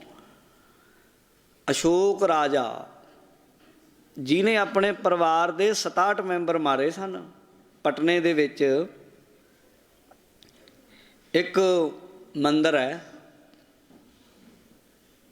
ਉਹ ਮੰਦਰ ਦੇ ਕੋਲ, ਪੁਲਾਂ ਦੇ ਕੋਲ ਥੱਲੇ ਨੂੰ ਹੈ, ਮੈਂ ਦੇਖਿਆ ਉਹ ਵੀ। ਮੰਦਰ ਦੇ ਕੋਲ ਇੱਕ ਖੂਹ ਬਣਿਆ, ਉਹ ਖੂਹ ਨੂੰ ਕਹਿੰਦੇ ਆ ਲਾਲ ਕੂਆ। ਕੂਆ ਹਿੰਦੀ 'ਚ ਕਹਿ ਦਿੰਦੇ ਆ, ਆਪਾਂ ਪੰਜਾਬੀ 'ਚ ਖੂਹ ਕਹਿ ਲੈਂਦੇ ਹਾਂ, ਲਾਲ ਖੂਹ।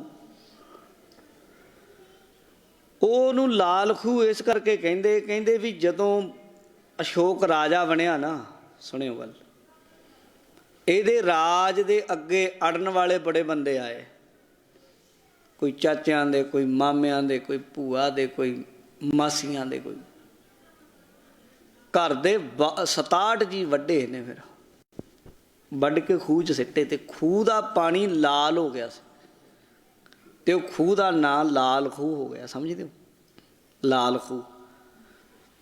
ਅਤੇ ਉਹ ਦੇਸ਼ ਦੀ ਰਾਜਧਾਨੀ ਵੀ ਰਿਹਾ ਪਟਨਾ ਸਾਹਿਬ, ਆਪਣੇ ਦੇਸ਼ ਦੀ ਪਾਟਲੀਪੁੱਤਰਾ ਜਿਹੜਾ ਰਾਜਧਾਨੀ ਵੀ ਰਿਹਾ, ਇਹ ਵੀ ਸਮਝੋ ਗੱਲ।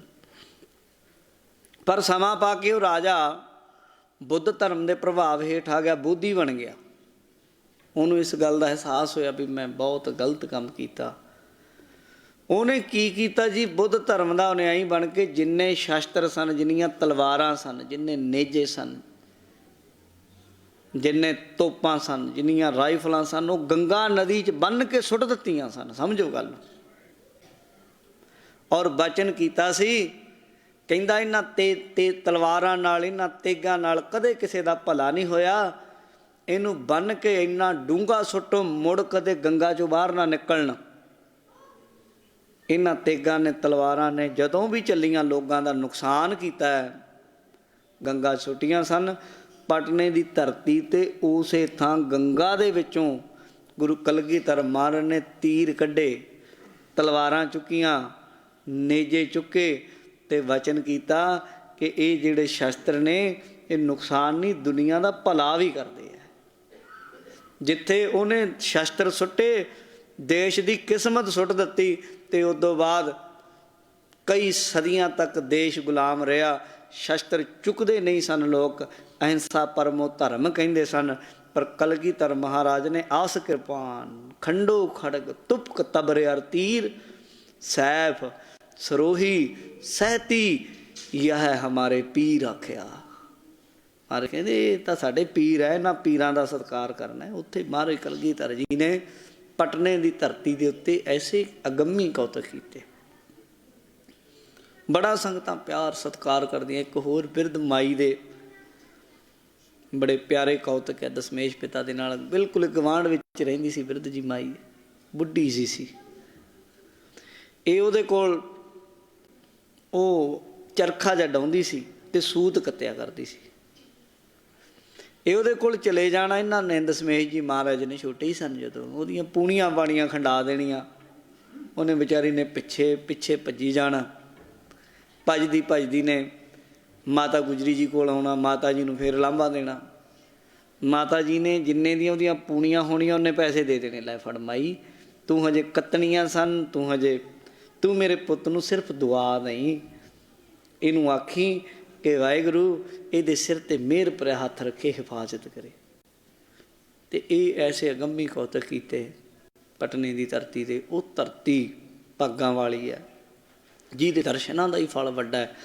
ਪਰ ਉਹ ਵੀ ਸਮਾਂ ਆਇਆ ਜਦੋਂ ਕਲਗੀਧਰ ਮਹਾਰਾਜ ਸੱਚੇ ਪਾਤਸ਼ਾਹ ਗਰੀਬ ਨਵਾਜ਼ ਗੁਰੂ ਤੇਗ ਬਹਾਦਰ ਜੀ ਨੂੰ ਫਿਰ ਬਹੁਤ ਯਾਦ ਕਰਦੇ ਸਨ। ਪਿਤਾ ਜੀ ਕਬ ਆਏਂਗੇ, ਥੋੜ੍ਹਾ ਹਿੰਦੀ ਜੀ ਬੋਲਦੇ ਸਨ, ਕਿਉਂਕਿ ਉੱਥੇ ਤਾਂ ਸੁਭਾਅ ਸੀ ਉੱਥੇ ਦੇ ਲੋਕਾਂ ਦਾ, ਉੱਥੋਂ ਦੀ ਬੋਲੀ ਦਾ। ਤਦੇ ਤੁਸੀਂ ਵੇਖੋ ਗੁਰੂ ਗੋਬਿੰਦ ਸਿੰਘ ਮਹਾਰਾਜ ਦੀ ਬਾਣੀ ਚੌਪਈ ਸਾਹਿਬ, ਹਮਰੀ ਕਰੋ ਹਾਥ ਦੇ ਰੱਛਾ, ਪੂਰਨ ਹੋਏ ਚਿੱਤ ਕੀ ਇੱਛਾ, ਤਵ ਚਰਨਨ ਹਮਰੀ ਹਮਰਾ। ਉੱਥੇ ਯੂਪੀ ਵਾਲੇ, ਉੱਥੇ ਬਿਹਾਰ ਵਾਲੇ ਬੋਲਦੇ ਆ, ਕਿਉਂਕਿ ਉੱਥੇ ਦਾ ਲੋਕਾਂ ਦਾ ਪ੍ਰਭਾਵ ਸੀ। ਅਤੇ ਇਸ ਤਰੀਕੇ ਫਿਰ ਬੜਾ ਯਾਦ ਕਰਦੇ। ਫਿਰ ਗੁਰੂ ਤੇਗ ਬਹਾਦਰ ਸਾਹਿਬ ਮਹਾਰਾਜ ਸੱਚੇ ਪਾਤਸ਼ਾਹ ਵੀ ਆਏ ਪਟਨੇ ਦੀ ਧਰਤੀ 'ਤੇ। ਉੱਥੇ ਫਿਰ ਮਿਲੇ ਗੁਰੂ ਤੇਗ ਬਹਾਦਰ ਸਾਹਿਬ ਨੂੰ, ਗੋਦੀ 'ਚ ਬੈਠੇ। ਕਰੀਮ ਬਖਸ਼ ਰਹੀਮ ਬਖਸ਼ ਨਾਂ ਦੇ ਦੋ ਮੁਸਲਮਾਨ ਹੋਏ ਆ। ਉਹਨਾਂ ਦਾ ਬਾਗ ਸੀ ਜੀ, ਜਿੱਥੇ ਅੱਜ ਕੱਲ੍ਹ ਗੁਰਦੁਆਰਾ ਗੁਰੂ ਕਾ ਬਾਗ ਬਣਿਆ ਹੋਇਆ। ਤੁਸੀਂ ਜੇ ਪਟਨਾ ਸਾਹਿਬ ਗਏ ਹੋ ਤਾਂ ਤੁਸੀਂ ਦੇਖਿਆ ਹੋਵੇਗਾ ਜ਼ਰੂਰ। ਉਹ ਗੁਰੂ ਕਾ ਬਾਗ, ਉੱਥੇ ਉਹ ਬਾਗ ਸੀ ਜਿਹੜਾ, ਉਹਦੇ ਵਿੱਚ ਇੱਕ ਦਰਖਤ ਸੀ ਸੁੱਕਾ ਹੋਇਆ, ਇਮਲੀ ਦਾ ਦਰਖਤ ਸੀ। ਉਹਦੇ ਹੇਠਾਂ ਗੁਰੂ ਤੇਗ ਬਹਾਦਰ ਸਾਹਿਬ ਜਦੋਂ ਜਾ ਕੇ ਬੈਠੇ ਅਤੇ ਉਹ ਦਰਖਤ ਇਮਲੀ ਦਾ ਜਿਹੜਾ ਸੁੱਕਾ ਸੀ ਜੀ, ਹਰਾ ਹੋ ਗਿਆ। ਉਹ ਜਦ ਹਰਾ ਹੋਇਆ, ਕਰੀਮ ਬਖਸ਼ ਰਹੀਮ ਬਖਸ਼ ਮਹਾਰਾਜ ਦੇ ਚਰਨੀ ਆ ਕੇ ਲੱਗੇ ਅਤੇ ਆਖਿਆ, ਮਹਾਰਾਜ ਆਪ ਜੀ ਤੇ ਸੁੱਕੇ ਰੁੱਖਾਂ ਨੂੰ ਹਰੇ ਭਰੇ ਕਰ ਦਿੰਦੇ ਹੋ, ਸੁੱਕੇ ਕਾਸ਼ਟ ਹਰਿਆ, ਕਿਰਪਾ ਕਰੋ, ਸਾਡੀ ਵੀ ਵੰਸ਼ ਕੁੱਲ ਸੁੱਕਦੀ ਜਾਂਦੀ, ਸਾਡੇ ਕਈ ਨਿਕਾਹ ਹੋਇਆ ਪਰ ਸਾਡੇ ਅੱਗੇ ਵੰਸ਼ ਨਹੀਂ ਵੱਧਦੀ। ਅਤੇ ਮਹਾਰਾਜ ਸਾਹਿਬ ਨੇ ਵਚਨ ਕੀਤਾ, ਕੋਈ ਨਾ ਭਾਈ, ਤੁਹਾਡੀ ਅੱਗੇ ਵੰਸ਼ ਵਧੇਗੀ, ਗੁਰੂ ਨਾਨਕ ਦਾ ਨਾਮ ਜਪਿਆ ਕਰੋ। ਵਾਹਿਗੁਰੂ ਗੁਰੂ ਮੰਤਰ ਦਿੱਤਾ ਅਤੇ ਗੁਰੂ ਨਾਨਕ ਦੇ ਸੇਵਕ ਸਿੱਖ ਬਣੇ ਉਹ। ਅਤੇ ਗੁਰੂ ਕਾ ਬਾਗ ਜਿਹੜੀ ਜ਼ਮੀਨ ਸੀ, ਗੁਰੂ ਤੇਗ ਬਹਾਦਰ ਸਾਹਿਬ ਨੂੰ ਉਹਨਾਂ ਨੇ ਭੇਟ ਕੀਤੀ। ਕਰੀਮ ਬਖਸ਼ ਰਹੀਮ ਬਖਸ਼ ਦੀਆਂ ਕਬਰਾਂ ਵੀ ਬਾਹਰਲੇ ਪਾਸੇ ਬਣੀਆਂ। ਉੱਥੇ ਫਿਰ ਮਿਲਣ ਗਏ ਆਪ ਜੀ ਗੁਰੂ ਕਲਗੀਧਰ ਮਹਾਰਾਜ।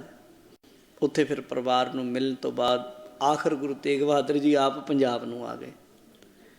ਇਹਨਾਂ ਨੂੰ ਆਖਿਆ ਕਿ ਤੁਸੀਂ ਹਜੇ ਇੱਥੇ ਹੀ ਰਹੋ, ਇੱਥੇ ਰਹਿ ਕੇ ਅਸੀਂ ਹਜੇ ਪੰਜਾਬ ਜਾਂਦੇ ਹਾਂ। ਪੰਜਾਬ ਜਾ ਕੇ ਆਨੰਦਪੁਰ ਸਾਹਿਬ ਜਿਹੜਾ ਆਪਾਂ ਨਗਰ ਬਣਾਇਆ ਸੀ, ਤਿਆਰ ਕੀਤਾ ਸੀ, ਉਹਦੀ ਅਸੀਂ ਤਿਆਰੀ ਕਰ ਲਈਏ ਅਤੇ ਤੁਹਾਨੂੰ ਅਸੀਂ ਫਿਰ ਬੁਲਾਵਾਂਗੇ। ਗੁਰੂ ਬਹਾਦਰ ਜੀ ਫਿਰ ਪਟਨਾ ਸਾਹਿਬ ਤੋਂ ਚੱਲ ਕੇ ਪੰਜਾਬ ਵਿੱਚ ਆਏ, ਕਈ ਥਾਈਂ ਹੁੰਦੇ ਗਏ, ਅਤੇ ਆਖਰ ਸਾਧ ਸੰਗਤ ਜੀ ਉਹ ਦਿਨ ਵੀ ਆਇਆ ਜਦੋਂ ਬਾਜਾਂ ਵਾਲੇ ਪਾਤਸ਼ਾਹ ਕਲਗੀਧਰ ਪਿਤਾ ਜੀ ਨੂੰ ਸੁਨੇਹਾ ਆ ਗਿਆ ਕਿ ਗੁਰੂ ਤੇਗ ਬਹਾਦਰ ਜੀ ਨੇ ਤੁਹਾਨੂੰ ਪੰਜਾਬ ਬੁਲਾਇਆ। ਉਦੋਂ ਉਮਰ ਲਗਭਗ 9 ਸਾਲ ਦੀ ਇਤਿਹਾਸਕਾਰ ਮੰਨਦੇ ਆ।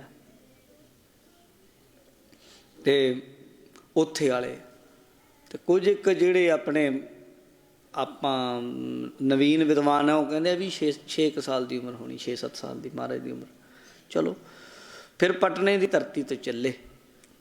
ਉੱਥੋਂ ਚੱਲ ਕੇ ਰਸਤੇ ਵਿੱਚ ਪੰਜਾਬ ਵੱਲ ਨੂੰ ਆਉਂਦਿਆਂ ਬੜੇ ਐਸੇ ਕੌਤਕ ਇੱਕ ਥਾਂ ਹੈ ਜਿੱਥੇ ਹਾਂਡੀ ਸਾਹਿਬ ਗੁਰਦੁਆਰਾ ਹੈ ਜੀ, ਪਟਨੇ ਤੋਂ ਲੇ ਪਾਸੇ। ਉੱਥੇ ਇੱਕ ਬਿਰਧ ਮਾਈ ਸੀ। ਉਹ ਬਿਰਧ ਮਾਈ ਉੱਥੇ ਤੱਕ ਪਟਨੇ ਦੀ ਸੰਗਤ ਮਹਾਰਾਜ ਦੇ ਨਾਲ ਆਈ, ਪਿੱਛੇ ਆਈ। ਉਹਨਾਂ ਨੇ ਗੁਰੂ ਸਾਹਿਬ ਨੂੰ ਬਚਨ ਕੀਤਾ, ਮਹਾਰਾਜ ਨੂੰ ਕਹਿਣ ਲੱਗੇ, ਕਹਿੰਦੇ ਜੀ ਤੁਸੀਂ ਤੇ ਚਲੇ ਜਾਓਗੇ, ਤੁਹਾਡੇ ਦਰਸ਼ਨ ਕਿਵੇਂ ਹੋਣਗੇ? ਕਲਗੀਧਰ ਮਹਾਰਾਜ ਸੱਚੇ ਪਾਤਸ਼ਾਹ ਨੇ ਆਪਣੇ ਕਮਰ ਕਸੇ ਦੀ ਇੱਕ ਕਟਾਰ ਉਹਨਾਂ ਨੂੰ ਦਿੱਤੀ, ਪਟਨਾ ਸਾਹਿਬ ਪਈ ਹੈ। ਸ੍ਰੀ ਸਾਹਿਬ ਮਹਾਰਾਜ ਨੇ ਦਿੱਤੀ ਹੈ ਆਪਣੀ, ਉਹ ਵੀ ਪਟਨਾ ਸਾਹਿਬ ਪਈ ਹੈ ਛੋਟੀ ਜੀ। ਮਹਾਰਾਜ ਸਾਹਿਬ ਸੱਚੇ ਪਾਤਸ਼ਾਹ ਨੇ ਆਪਣੇ ਤੀਰ ਦਿੱਤੇ, ਉਹ ਵੀ ਪਟਨਾ ਸਾਹਿਬ ਪਈ ਹੈ। ਗੁਰੂ ਕਲਗੀਧਰ ਮਹਾਰਾਜ ਦੇ ਜੋੜੇ ਚੰਦਨ ਦੇ, ਉਹ ਵੀ ਉੱਥੇ ਪਏ ਹੈ। ਅਤੇ ਇਹ ਸਾਰੀਆਂ ਚੀਜ਼ਾਂ ਮਹਾਰਾਜ ਦੀਆਂ ਉੱਥੇ ਉਹਨਾਂ ਸਾਂਭ ਕੇ ਰੱਖੀਆਂ। ਔਰ ਮਹਾਰਾਜ ਨੇ ਜਿਹੜੀ ਕਟਾ ਦਿੱਤੀ, ਬਚਨ ਕੀਤਾ, ਸੰਗਤ ਜੀ ਜਪਜੀ ਸਾਹਿਬ ਦਾ ਪਾਠ ਕਰਕੇ, ਅਰਦਾਸ ਕਰਕੇ ਆਹ ਸ਼ਸਤਰ ਦੇ ਦਰਸ਼ਨ ਕਰ ਲਿਆ ਕਰਿਓ, ਮੇਰੇ ਦਰਸ਼ਨਾਂ ਦਾ ਫਲ ਮਿਲੇਗਾ ਤੁਹਾਨੂੰ। ਫਿਰ ਉੱਥੋਂ ਹਾਂਡੀ ਸਾਹਿਬ ਗੁਰੂ ਘਰ ਤੋਂ ਸੰਗਤ ਨੂੰ ਵਾਪਸ ਮੋੜਿਆ। ਉੱਥੇ ਇੱਕ ਬਿਰਧ ਮਾਈ ਸੀ, ਉਹ ਬੜੀ ਉਡੀਕ ਕਰਦੀ ਸੀ। ਉੱਥੇ ਜਦੋਂ ਗਏ, ਉਹ ਮਾਈ ਨੂੰ ਆਖਿਆ, ਮਾਈ ਤੂੰ ਬਹੁਤ ਵਾਰ ਕਹਿੰਦੀ ਹੁੰਦੀ ਸਾਨੂੰ ਦਰਸ਼ਨ ਦਿਓ, ਆ ਗਏ ਆ, ਲਿਆ ਫਿਰ ਕੀ ਖਵਾਏਗੀ? ਉਹ ਬਿਰਧ ਗਰੀਬ ਮਾਈ ਕੋਲ ਕੁਛ ਹੈ ਨਹੀਂ ਸੀ। ਮੌਕੇ ਦੇ ਉੱਤੇ ਥੋੜ੍ਹੇ ਜਿਹੇ ਚੌਲ ਸੀ, ਖਿਚੜੀ ਜੀ। ਕਹਿੰਦੀ ਜੀ ਆਹੀ ਹੈ। ਕਹਿੰਦੇ ਇਸੇ ਨੂੰ ਹਾਂਡੀ 'ਚ ਪਾ ਕੇ ਰਝਾ ਲੈ ਖਿਚੜੀ ਬਣਾ ਲਈ। ਕਹਿੰਦੀ ਜੀ ਸੰਗਤ ਬੜੀ ਹੈ, ਇਹਦੇ ਨਾਲ ਪੂਰੀ ਨਹੀਂ ਆਏਗੀ। ਕਹਿੰਦੇ ਬਸ ਵਾਹਿਗੁਰੂ ਵਾਹਿਗੁਰੂ ਕਰਕੇ ਢੱਕ ਲੈ, ਢੱਕਣ ਨਾ ਚੱਕੀ, ਤੇਰੀ ਖਿਚੜੀ ਨਹੀਂ ਮੁੱਕਣੀ। ਉੱਥੇ ਫਿਰ ਖਿਚੜੀ ਖਵਾਈ ਹਾਂਡੀ ਸਾਹਿਬ ਗੁਰੂ ਘਰ ਸਾਹਿਬ ਨੂੰ। ਅਤੇ ਉਹ ਗੁਰਦੁਆਰਾ ਅੱਜ ਵੀ ਹਾਂਡੀ ਸਾਹਿਬ ਨਾਂ ਦਾ ਪ੍ਰਸਿੱਧ ਹੈ। ਅਤੇ ਜਦੋਂ ਪਟਨਾ ਸਾਹਿਬ ਤੋਂ ਬੱਸ 'ਚ ਚੜ੍ਹ ਕੇ ਆਈਦਾ, ਜਿੱਥੇ ਸੁਨਿਆਰ ਟੋਲੀ ਜਾਂ ਗਊ ਘਾਟ, ਗੁਰੂ ਕਾ ਬਾਗ, ਤਖ਼ਤ ਸਾਹਿਬ ਅਤੇ ਹੋਰ ਗੁਰੂ ਘਰਾਂ ਦੇ ਦਰਸ਼ਨ ਕਰਦੇ, ਉੱਥੇ ਹਾਂਡੀ ਸਾਹਿਬ ਦੇ ਵੀ ਦਰਸ਼ਨ ਕਰਦੇ।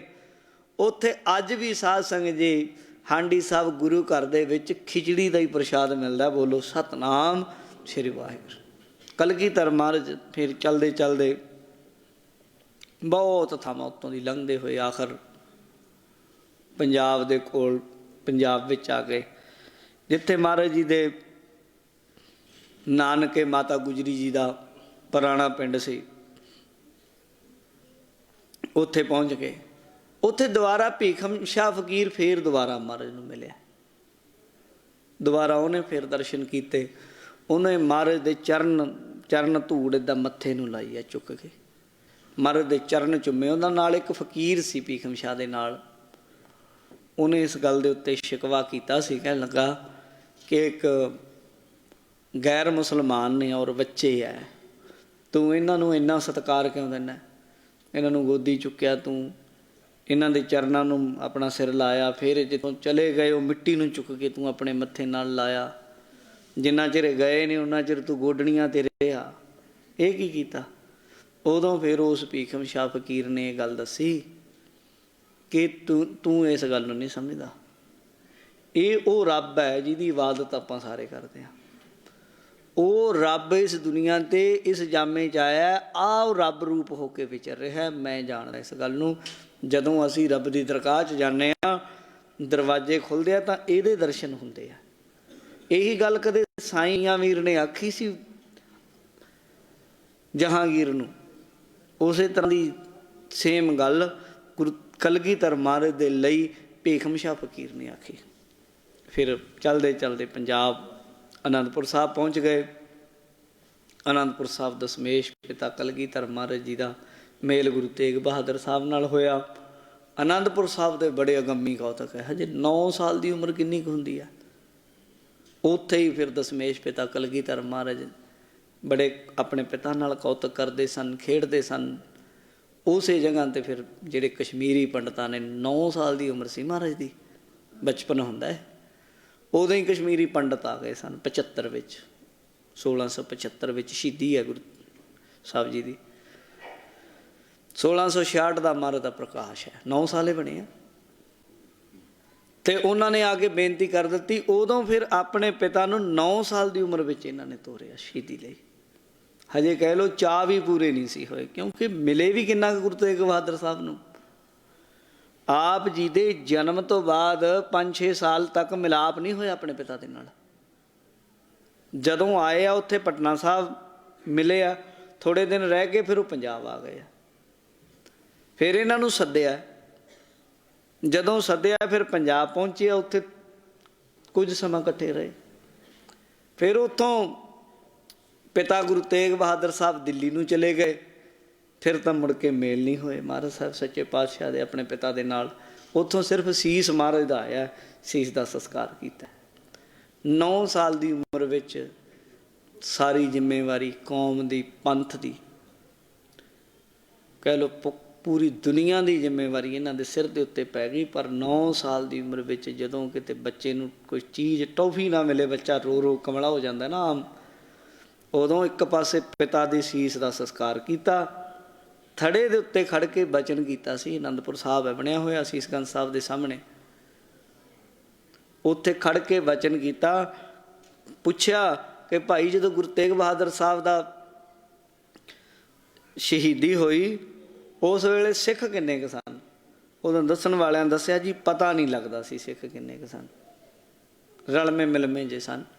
महाराज साहब ने आख्या इस तरह की मैं नुहार देवांगा, अपने ऐसा पंथ साजांगा जिहड़ा मेरा सिख लखां च भी खड़ा पछाणिया जाएगा, तो ये मुगल राज दियां जड़ां हिला के रख देवांगे। 9 साल की उम्र च बचन किया सी, ते फिर उसकी तैयारी की आनंदपुर साहब की धरती ते। तैयारी 1675 च वचन होया, तो फिर वो तैयारी मुकम्मल होई जाके 1699 की विसाखी नूं अहे जे मर्द पैदा कर दिते। 1699 की विसाखी नूं भरी सभा च खड़े होकर वचन किया कि कोई सिर देण वाला उठे। फिर श्री साहब फड़ के 5 वारी सिर मंगया, तो 5 वारी वो बंदे उठ गए। इतिहासकार ये भी कहते हैं भी जे हो सकता गुरु गोबिंद सिंह महाराज उस दिन 1000 वार सिर मंगते, तो 1000 बंदियां ने सिर देण वालियां ने खड़े होना सी। ये नहीं कि होर है नहीं सी। 5 उठ गए, 5 वार मंगे। महाराज कहते बा मैनूं निश्चा हो गया कि हुण सिर लत्थ योधियां दी कौम है। उत्थे फिर महाराज साहब सच्चे पातशाह ने खालसा पंथ साजिया। उत्थों ही फिर ये जगत प्रसिद्ध बोल दुनिया विच जेड़े दुनिया पढ़ती है, वह प्रगट्यो मर्द गमड़ा वरियाम अकेला, वाहो वाहो गोबिंद सिंह आपे गुरचेला। उत्थे अमृत छका के खालसा पंथ साजिया, खंडे की धार दे विचों पैदा किया, ते दूजियां दे नां दे पिछे सिंह लकब लगाया, ते आप अमृत छक के गोबिंद राय तो गुरु गोबिंद सिंह बने। ऐसे दशमेश पिता बाजां वाले कलगीधर महाराज, उन्हां दे प्रकाश पुरब नूं आप जी बड़ी शरधा नाल मना रहे हो। उहदियां आप जी नूं सबनां नूं बेअंत बेअंत वधाइयां। आओ हुण अज दा जो पावन श्री हुक्मनामा साहब आया है, वो पावन पवित्र हुक्म दी विचार भी आपां कर लईए। सारे हाज़री लवाउंदे होए आखो सतनाम श्री वाहिगुरू साहिब जी। धनासरी महला तीजा, धनासरी राग है, महला तीजा। तीजे पातशाह सतगुरु श्री गुरु अमरदास